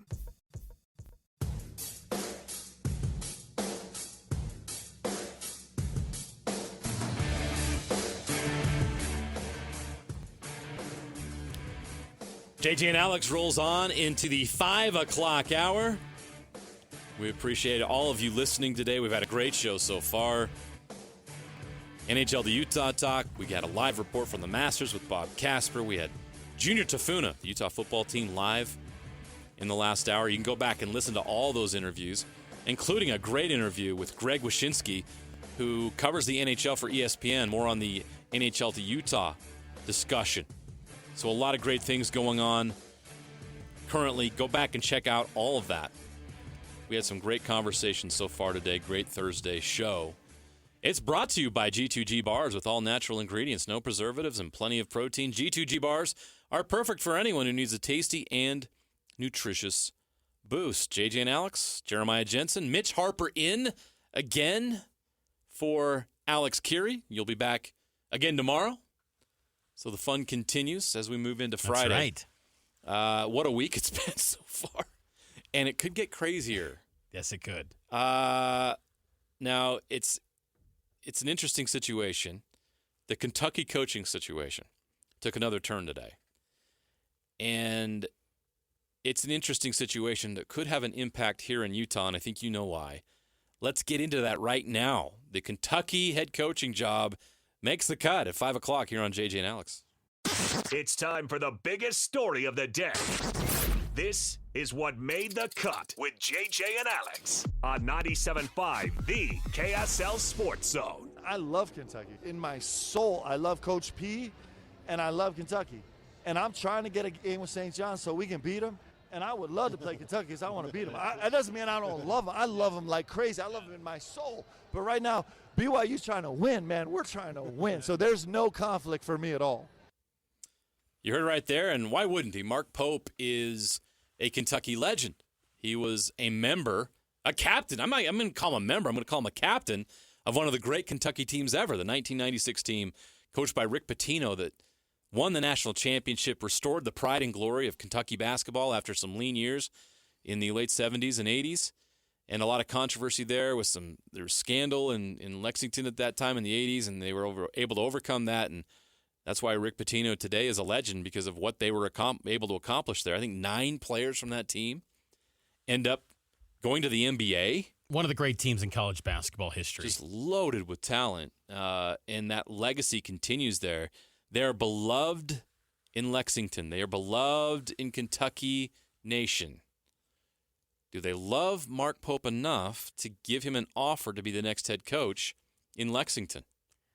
Well, if the online fans had any say, they would say emphatically no. They do not want Mark Pope. But interesting. There is clearly movement when it comes to Mark Pope, and this all started with today, Baylor's Scott Drew turning down the job. And it's fascinating the twists and turns coaching searches take.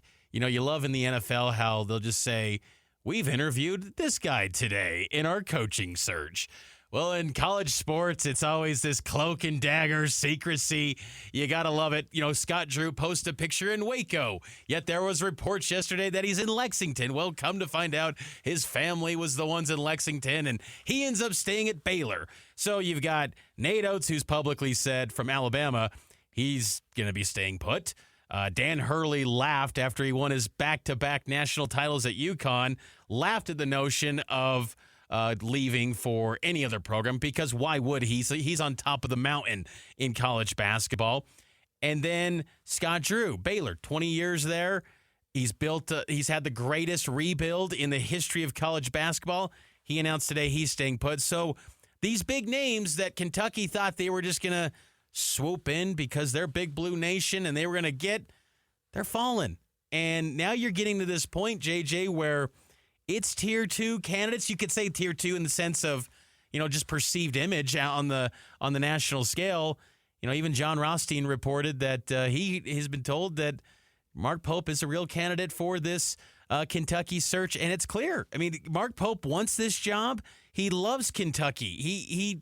He is a Rick Pitino guy. He loves everything about Kentucky, and he is squarely in the thick of this search to the point where I would feel like you look at the potential candidates at this point, it just screams that he would be the favorite because the AD at Kentucky, if you're not going to get a big national champion winning coach, well, get a guy that knows the history, knows the tradition of Kentucky, something that John Calipari did not. And Mark Pope is a guy that comes from the Rick Pitino tree. It makes a ton of sense, but you know, this is also the same program that ran off John Calipari to go to Arkansas, which is a step down of a program. So it's going to be fascinating, and it's time to kind of buckle up and watch what is going on with Mark Pope because it's on. He is squarely in the mix for this Kentucky job. Now, not ready to report anything about whether he's in Lexington or where the talks are or anything like that. I can tell you, I have this, that he canceled his scheduled meetings today and is not responding to messages. Yeah. Either Mark Pope is out with the sniffles, and Mark, if you are, get well, get some chicken soup. If not, if he's attending to some other business, then you know, I hope the best for him. His schedule got cleared today in Provo, basically. And that's all we're gonna say. That's all we're gonna say. That doesn't mean anything other than that. Okay. Yeah. So it's on, and this is where the thing is. What's interesting about this type of search, JJ, is that if this was Washington, if it was USC, you say BYU bring home an offer and get this guy locked in with an extension. It almost feels like, what can you do if you're BYU? This is the man's dream job. This is his alma mater, and he's going to be at one of the 3 best programs in college basketball. 3 years ago, and I bring this up because Tom Holmoe doesn't speak much on the record. He doesn't speak Hardly at all. I don't know if people realize that, but it's very rare when Tom's going to a mic. It was an education week down in Provo, and Homo does these, annually, where I'll do some Q&A with fans and attendees that are present at his little kind of hour-long session. Someone asked, and this was on the heels of the 2021 NCAA tournament where the first 2 years Mark Pope was rolling. And the fan basically said to Tom, what are you going to do if a blue blood comes calling for Mark? And it was basically like, if he got the Duke or North Carolina job, I'll wish that kid nothing but the best, and we'll ride that pony as long as we can. Now, granted, that was before the Big 12. And this is a great job now being in the Big 12, but there's a hierarchy in college sports, and the Kentucky job is one of the best, if not the best, in college basketball, and the resources that he will have at his disposal at Kentucky is top of the line. And look, he's even made comments this past season. NIL moves slow at BYU. 40% of his job is fundraising. You don't have to probably fundraise as much. You just got to make sure you got your point people that are boosters that like you. And I got to imagine those people that got the deep pockets at Kentucky that have an affinity for that 96 team and Rick Pitino era and men that revere being Kentucky guys. Mark Pope embodies that. And, the social media fan of Kentucky, they're probably going, what? No Dan Hurley? No Bill Self? No Scott Drew? But Mark Pope's kind of practical. And BYU, you better have your big board ready because this feels like it's on. And if it's a matter of Kentucky making the decision, because I got to think, if Mark Pope gets offered this job, he's got to take it. He would take it, I would imagine. Yeah, and we'd all understand, and we'd all wish him well. This is his dream job. You got to understand, he's Kentucky royalty. For him to get that job, it would be a thrill of a lifetime for him. He should take it. There's no question about that. Here's where it's at right now. You mentioned some of the things. I mean, everyone said no at this point. Nate Oates, no. Dan Hurley, no. Scott Drew, no. Billy Donovan has distanced himself from the job earlier this week. He's getting ready for the playoffs. The Bulls are in the play-in game. And does Donovan want to leave the NBA to go back to what college basketball is now when he hasn't been in the game for, almost 15 years? It's been 15 years since he won a title. Right. 07 is when he won a title. But, 15 years. And the thing is, too, is you talk about NBA brands, Bulls are up there. One of the great brands as far as, not the greatest on court. I haven't heard anyone talking about would he get fired. No. And you could make a case that at a place like Kentucky, recruiting almost sells itself, and you've got your resources where you can swoop in at the final hour and just do a 2-week recruitment out of the portal. You don't have to, bend the knee to a ninth grader and recruit him for 4 years. Those kind of days are done, especially at a place like Kentucky. But still, the headaches of always going, are you going to lose this guy? Is someone going to, at the 11th hour, bring a bag that's going to poach my starting guard or my starting center? You don't have to deal with that in the NBA. You have full control of your roster, and you can work with the front office. You don't have to deal with the headaches of college basketball. And then you go to other candidates. Chris Beard, he's a guy that was once at, Texas. Too much baggage. That's what that's the thing, is that it sounds like Kentucky's AD, Mitch Barnhart, who's been around a while, and he's made multiple hires. He hired Calipari. He hired Billy Gillispie, who was the only coach that's really failed since Adolph Rupp at Kentucky. He got fired after 2 years, but he wants kind of the clean image guy, and that's, some would believe, why Scott Drew was kind of one of the favorites for Kentucky to land that job.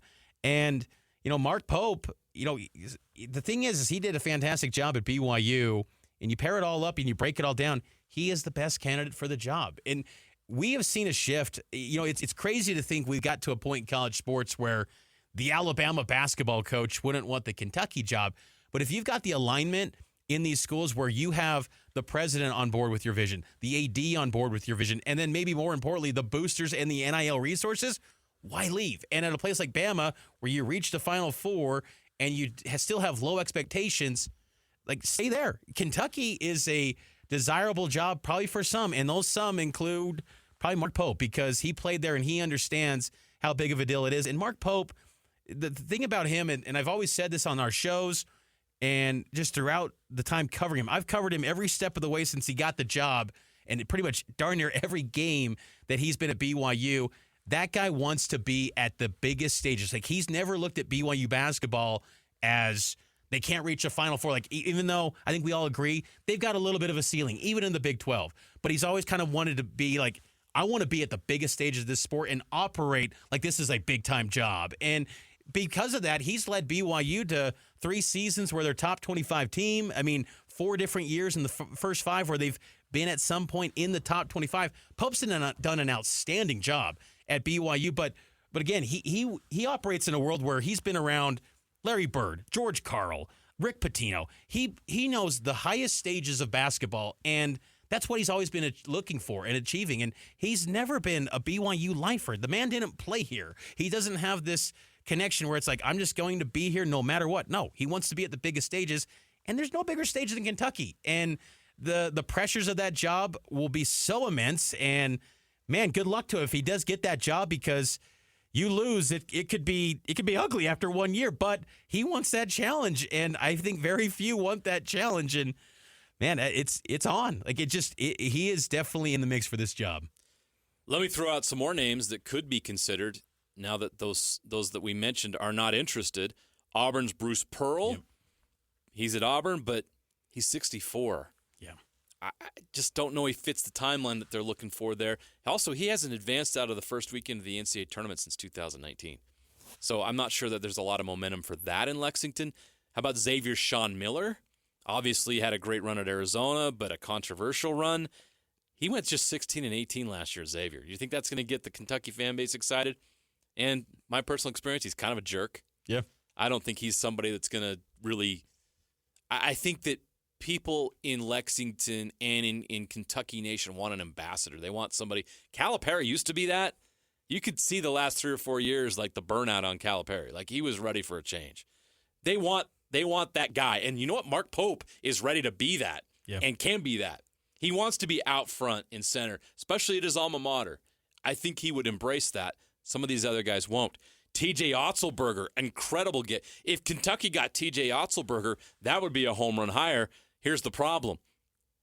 Buyout, $18 million. Again, same problems with these other guys. Nados, why would TJ Otzelberger want to leave Iowa State where he doesn't have the pressure of Kentucky, but he's got a team that could be a number 1 seed in the NCAA tournament next year? And he's in the league by the advanced metrics, best league in basketball. Right.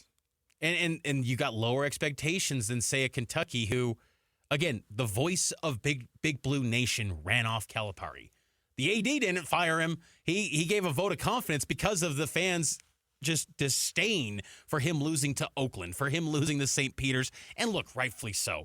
The amount of players that Kentucky has had in the last 5 years, or just the 15 years with Calipari, they probably should have had more than one title. The names that they've produced out of that program has been remarkable. And even over the course of its entire history, Kentucky's players, it's amazing how many great players they've been part of. And look, Mark Pope would be a link to that past and the glory and kind of the heyday of those good times of Kentucky basketball in the 90s when it was, the love of Kentucky. It wasn't about NBA draft nights as it maybe felt like with Calipari. So, it's a fascinating deal. And for BYU, again, I think what makes it so difficult, this type of job, is if this was Washington, I think there's a great argument that BYU's a much better job basketball-wise than Washington. Yes, Washington's in the Big Ten, and they got Danny Sprinkle, but had they, got really close on this with Pope, there's an argument BYU should be able to keep him. But with Kentucky, it's just if they offer him, you can't fault the man if he takes that job because it's his dream.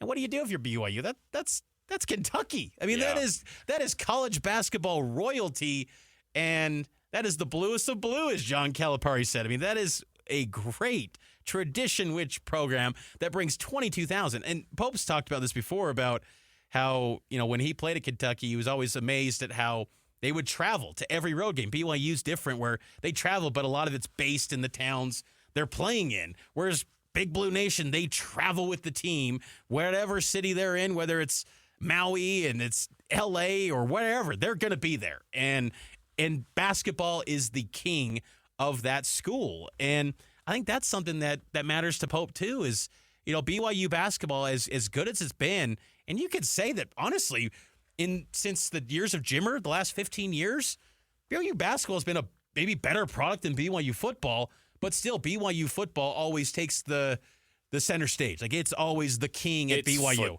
Football is king. No, we know that. No question. But at Kentucky, it's basketball. That's and I true. think there's a lot of value to that, being at a school where basketball is the king and they are the priority, and our NIL funds will go to basketball because we want to be the best in college basketball. And that's very unique in this landscape today. We're out of names. There's not any other names out there that are bigger names, and none of these guys either fit right or would leave their current situations. Brad Underwood in Illinois, the last one I'll mention outside of one more I've got, he's not leaving Illinois to go to Kentucky. They were the Elite Eight. It doesn't make sense either. It then dips into the levels of, Will Wade? McNeese State? Can't do it. He's got baggage. Right. You can't do that at Kentucky. And is Kentucky going to hire the McNeese State coach? No. I mean, I know he coached at LSU, but still, it's like for programs like that, they view that. They're probably looking at, they're hiring the BYU coach potentially. Like they're interviewing him. Like, it just, that to them probably, it just blows their mind. But, but because of him being an alum, and that works, I think, in today's college landscape, to have that maybe personal connection where you can recruit and say, I live this. I mean, it works at BYU. Kalani Sitake is a great example of that. I think, Kalani knowing the workings of BYU, that works, and kind of building a culture. Mark Pope can do that. Pope's been, and I think, too, that Mark Pope has the ability, in my opinion, to be a top 10 coach in college basketball. I do believe that. It doesn't floor me that Kentucky is viewing him as a serious candidate, because I think he's got that potential. Now, will it ever be realized? That's kind of the fun about potential, is that will it ever be tapped into? He has exceeded expectations this past year with BYU in the Big 12, doing what they did and getting to the NCAA tournament, but he's never won a league. He's never won a tournament. He's never won a NCAA tournament game, and he's been a head coach in D1 for nearly a decade. And you would think at a place like Kentucky, you want a coach that has, even if it's McNeese State, BYU, whatever place they're at, they're winning and they're getting advancing in the dance. Mark Pope hasn't done that, but that alumni tie is strong. And you got to wonder, too, with Rick Pitino, being someone that he played for. Rick Pitino's been very vocal of his support of Mark Pope. Think back to that game in February where BYU beat Baylor. Rick Pitino goes out, sends after a big win, hey, congrats to my captain of the 96 Kentucky team. Rick Pitino sending that to Mark Pope. Just things like that, sending it into the basketball universe. Hey, everyone, take note of Mark Pope. Like, Rick Pitino is a big supporter, it seems, of Mark Pope, and Pope loves that man, and he loved his time at Kentucky. Absolutely did, and I'm going to throw out one wild card here, because like you, Mitch, we just like the NHL situation for a bit until we got a lot of the news that came out in the last few days. We've been reading the tea leaves, kind of trying to, put piece 2 and 2 together. It's like, what makes sense? What makes sense? What's really going on here? And we've shared some of that with you. What I'm seeing here right now with Mark Pope makes a lot of sense, that if I'm Kentucky, he's my guy right now, because I don't have any luck anywhere else. Nobody seems to be the right fit, or I can't hire this guy because there's a certain baggage, or there's an $18 million buyout. Yeah, we could probably figure it out, but I don't know if this guy is the right guy for an $18 million buyout. Or does any of these guys want to come? It's a lot to coach Kentucky. That's a big deal, and some guys may not be comfortable with that spotlight, but Mark Pope is. It just makes too much sense, but I do have a wild card. What if Kentucky decides at this point, with all this going on, they say, you know what? Let's turn back the clock. Let's hire Rick Pitino again. There you go. At age 71, I think Rick would do it. And you know what? I think that fan base, after hearing the possibility of Pope, and look, we know Pope, and I feel like Pope's got great potential, and I wouldn't blame him one bit for taking that Kentucky job. But Rick Pitino, he's still doing it. Like, he had St. John's knocking on the doorstep, a program that was really kind of down and out after Mike Anderson, and he got him contending. And I think they would embrace that at this juncture, because he's done it at the highest level. And Pitino himself has said he regrets taking that Celtics job for leaving Kentucky for the Celtics. That would be, wow, that would be insane if that happened. He's 71. Again, there is history there. I mean, it is great, but there's also baggage in that state, the way things happened at Louisville, the fact that he did coach at Louisville. Louisville. You'd have to set up some sort of, you hire him, but you also hire some sort of coach in waiting, like maybe his son at New Mexico. I think that would be something that would be interesting. Richard Pitino is probably down on that. He's probably on the list. The job he did at New Mexico, and because of that connection, is Mark Pope ahead of Richard Pitino on that list? I think so. I believe so too, because Mark Pope he's got I think that connection to that Big Blue Nation, reviving that, and I think once he gets if he gets to Lexington and he gets the opportunity to get that job, and if he got hired, that fan base would probably rally around him. But what's crazy about the SEC, and we've seen this before at multiple schools. Granted, it was football. But like you saw, remember Texas A&M, they had Mark Stoops for a minute. They basically blasted that hire, the fan base, with the reports. And then Tennessee with Greg Schiano. I'm not saying that would be the case here at Kentucky, because I think there would be a lot of support from important people. You'd have to be strong, though, and have some conviction behind Mark Pope, because there will be vocal. How do you go from Dan Hurley potentially, or Billy Donovan, or Scott Drew to this BYU guy? Because let's face it, people probably haven't been paying attention to BYU since Jimmer. There was no reason other than a few games last year where they beat Kansas, and I think that also gives him some buzz too. You went into Allen Fieldhouse and beat the Jayhawks, and that's a nice piece to his resume as well. So it's going to be fascinating. I'm probably no sleep tonight, JJ, till maybe tomorrow. We'll see. It's going to be all hands on deck. BYU fans, if you're listening, Mitch Harper's all over this. He's been working during breaks to try to get some more information on this, but we do know that Mark Pope is a serious candidate for the head coaching vacancy at Kentucky. He canceled meetings today and hasn't been taking messages down in Provo. Something's up. Doesn't mean he's getting the job. Maybe he's interviewing for the job. We just don't know that at this point.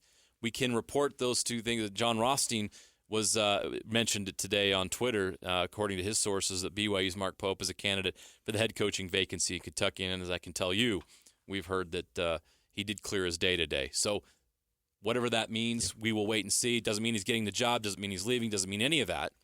But he's definitely a serious candidate for the head coaching position at his alma mater at Kentucky. So we will continue to follow that story as it develops. Of course, Mitch Harper is all over it. If he has anything, he will share it here on 97.5 the KSL Sports Zone and on KSLSports.com for the latest on this situation with Mark Pope and Kentucky. All right, we're going to take a break. The NFL Blitz is next on 97.5 the KSL Sports Zone.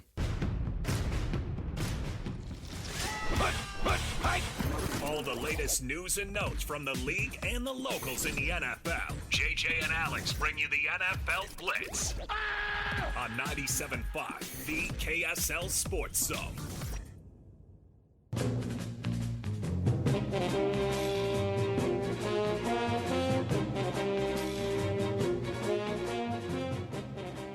Love that sound. Music to my ears. It's the NFL Blitz. A weird NFL Blitz today. You'll understand why here in a moment. But first, be caller number 12 at 801-575-ZONE to win a pair of tickets.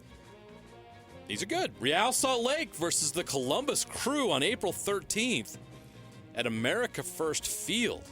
That's a great one. Columbus Crew in town. Call right now. In fact, the Columbus Crew won the Cup last year. Am I wrong? I believe you're right. What's wrong with my brain right now that I can't remember that? Thank you, Google. Where's Sam when we need him? The Columbus Crew. They are the 2023 MLS Cup champions. As I knew, I just needed confirmation because the fact that the Crew won a championship is crazy to me, but that is the case. So yes, be caller number 12 at 801-575-ZONE to win a pair of tickets to Real Salt Lake versus the Columbus Crew on April 13th at America First Field. What a great opportunity to see some great soccer. How about Chicho Arango right now? You don't want to miss that. You know he's going to score a goal. Real Salt Lake looks really good right now. They're exceeding expectations. Love the start. Third in the West right now. Go check them out against the MLS Cup champs. Get tickets right now. Again, 801-575-ZONE. Be the 12th caller. All right, now to the NFL news, and this is incredibly awkward. So, I don't know. Maybe we are breaking news to people right now. It came out early this morning, so hopefully not. But if you're driving home today, O.J. Simpson is dead at the age of 76. Cancer was the cause. I don't want to say any more than that. Yeah. I don't want to say any more than that. But once a football hero, but obviously was part of acquitted in a murder trial that was the trial of the century in the 90s. Pretty sure he killed 2 people. Yeah. And then he committed another felony, and then he went to prison for that. Also, his trial and the way it was covered, in my opinion, had a massive impact negatively on cable news and how news is covered. That's a great point. It's all become about shock value and everything. It's just, he had such a negative impact. Terrible human being. Yeah. I will say this. This is the last thing I'll say about OJ. It's not really about OJ, but I just want to mention it as kind of interesting. On Twitter today, the Heisman Trophy Twitter account, it's still there, 8 hours later. Mentioned the Heisman Trophy Trust mourns the Heisman Trophy Trust is mourning this. The Heisman Trophy Trust mourns the passing of 1968 Heisman Trophy winner O.J. Simpson. We extend our sympathy to his family. Not a good look. Especially when I just don't think you can do that. I wouldn't have acknowledged it if I was the Heisman Trophy people. You don't make that move. You don't comment. It's just present the facts as a news outlets. This man died, but I don't think you weigh in if you're the Heisman Trophy. We were talking before the show. It's like you don't acknowledge Reggie Bush's existence. And yet you're mourning the loss of O.J. Simpson? The hypocrisy of what they've done to Reggie Bush. They haven't even done to somebody who probably, most likely, definitely killed people. Yeah, it's... Allegedly. Yeah, allegedly. I guess the good news for OJ is he can finally rest in peace knowing that Nicole's killer's finally dead. It's also, I think, noteworthy, too, when the family, posted the news on X. They turn off the mentions. Is it too early for OJ jokes? I guess so. No, that went right through the security and nobody noticed it. Hello, Twitter world. Okay. All right. Sorry. Was that... No? Did I whiff on that joke? Let's move on. Yeah, let's move on. All right. Let's get out of here. That's a good idea. Good riddance. All right. Tom Brady? What? Back in the news? Okay. Jeremy, how do I set this up? It's from the Deep Cut podcast. Tom Brady, who is supposed to go into the broadcast booth next year, was asked if he'd be open to a return. One day it is a situation, right? Maybe it's the 49ers. Maybe, heading to the playoffs. Offense is great. Patriots, somebody, Raiders, look, could be, you never know. God forbid somebody goes down. Would you pick up that phone? I'm not opposed to it. If they would, I don't know if they're going to let me if I become an owner in an NFL team, but I don't know if, I don't know. I'm always going to be in good shape. Always be able to throw the ball. So to come in for a little bit, like MJ coming back, I don't know if they let me, but I wouldn't be opposed to it. Let's go. Raiders, make this call right now. Mitch is fired up. Raider Nation, where are you? Lloyd, let's do this. Let's start it. Tom. I love you. You're the GOAT. You don't need to do this. I don't need Gardner Minshew. I don't need Aiden O'Connell. You don't need to do this. I need Tom Brady. You're going to be 47 this summer. Yes. 47. Perfect. He's the GOAT.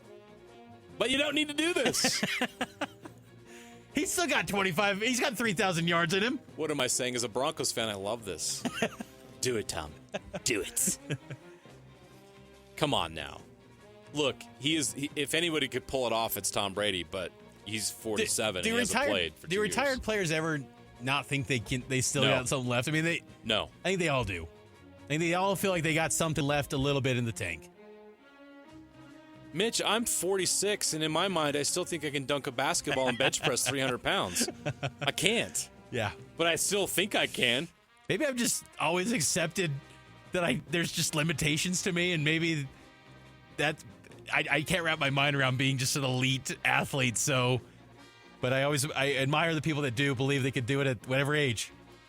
Well, like I said, if anyone can pull this off, it's him. But it is. Come on now. Well, let's keep on the topic of the Raiders. Since you're here, I'm gonna troll you a little bit. Raiders are not interested in a quarterback for first-round pick at number 13. Yeah, it's terrible, man. Because they're so loaded at that position. Yeah, Aiden O'Connell, Gardner Minshew, and Anthony Brown Jr. Who? Exactly. These Raiders are a mess, man.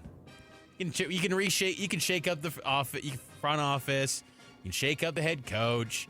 They're getting enamored with a home stretch with Antonio Pierce. Shake out Harbaugh. Raiders blew it, man. It's just nothing's going to change. Nothing's going to change with the Raiders. They'll never get it right at the quarterback position. If the ceiling of the quarterback play in the 21st century is Derek Carr, it's just never going to be right for the Raiders. I know Rich Gannon a couple years there in the early 2000s, but it's never right. They can't get it right. I'm not buying into the Aiden O'Connell or Gardner Minshew. Come on now. You got to go get a quarterback. They got to go move up and go get one. This is a deeper quarterback class. Well, Michael Penix Jr. might be had in the second round. That's true. He might be there in the second round, and if that's the case... And that would be a home run. Absolutely. That'd be a huge get. There's your Michael quarterback. Penix. Right. I think Michael Penix Jr. is going to be great, as long as he can stay healthy. I really do.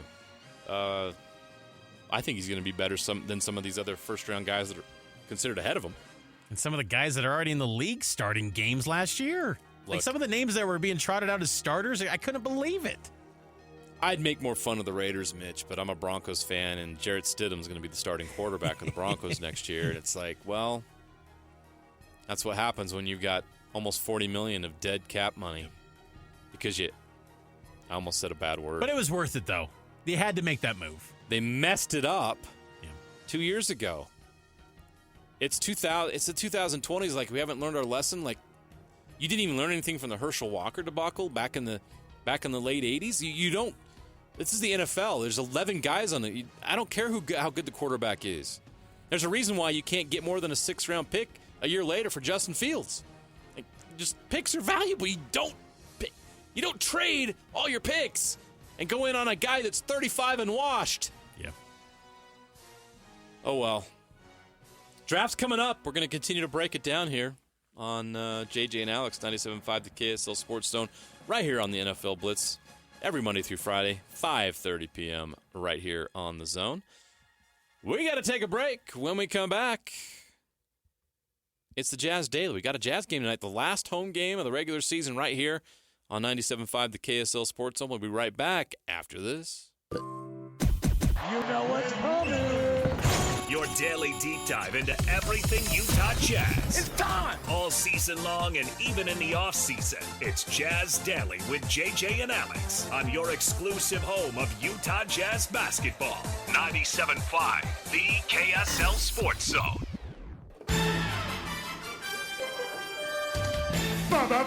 Basketball, gimme the ball because I'm gonna dunk it! Basketball, gimme Who's going to dunk it tonight? I have no idea. Who's available to dunk it tonight? I have no idea. Yes, I do. Because we have an injury report for the Utah Jazz. Taking on the Houston Rockets. This is the final home game of the regular season and for the Jazz season. I shouldn't say the regular season. This is it. Your last chance to see the Utah Jazz this year is tonight at home against the Rockets. The Jazz have something they're playing for tonight. Two things I'll say, Mitch. One is they want to end this 13-game losing streak. Look, you accomplished what you wanted to do here. You're going to keep that pick. They're in that 8th spot in the lottery. And one of the big concerns was, again, their first-round pick this year is top 10 protected. But if they landed 11 in the lottery, then the pick goes to the Thunder, and I think they wanted to avoid that. And if you're the 10th or 9th when the lottery happens, you're a little nervous because a team or two could jump you, and then you fall back into that 11th spot. You lose your pick, and then essentially you lost a season in multiple ways. Yep. You got to get that pick. You got to keep that pick, and that's what they're going to do. But they're stuck in a. I think there's no way they're losing that pick now, and there's really no chance to move up. So there's really no way to move here other than the Jazz just going out there and giving their best effort tonight.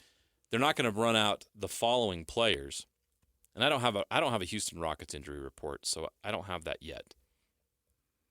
But here's the update: Lauri Markkanen out, Jordan Clarkson out, Dang it!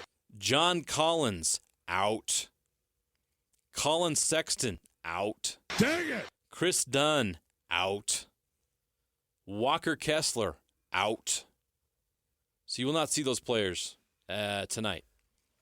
So the two things, back to the two things I was talking about.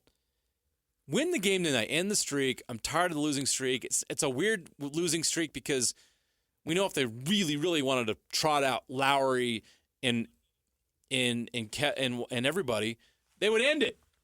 But don't go next year with the losing streak that continues because the last two games they're probably not going to win. They showed some fight against the Nuggets, and I thought that was promising a couple nights ago. And they got down early, but showed some battle. It was funny. You think back the Jordan Clarkson. You bring up him. A couple nights ago, he was wearing a hockey jersey. Gordie Howe, Hartford. Hartford let's see if he Whalers. rocks maybe another hockey jersy, but it should be a good one tonight. And let's see the Jazz get a win. Absolutely. Let's hope they get a win. Another thing, if they win tonight, this is what's at stake tonight.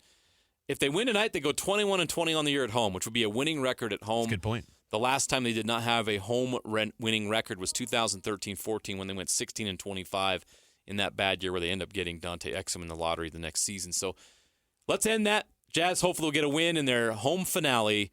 Head out to the game if you want. If you can't make it, listen to the game right here on 97.5 the KSL Sports Zone starting at 7.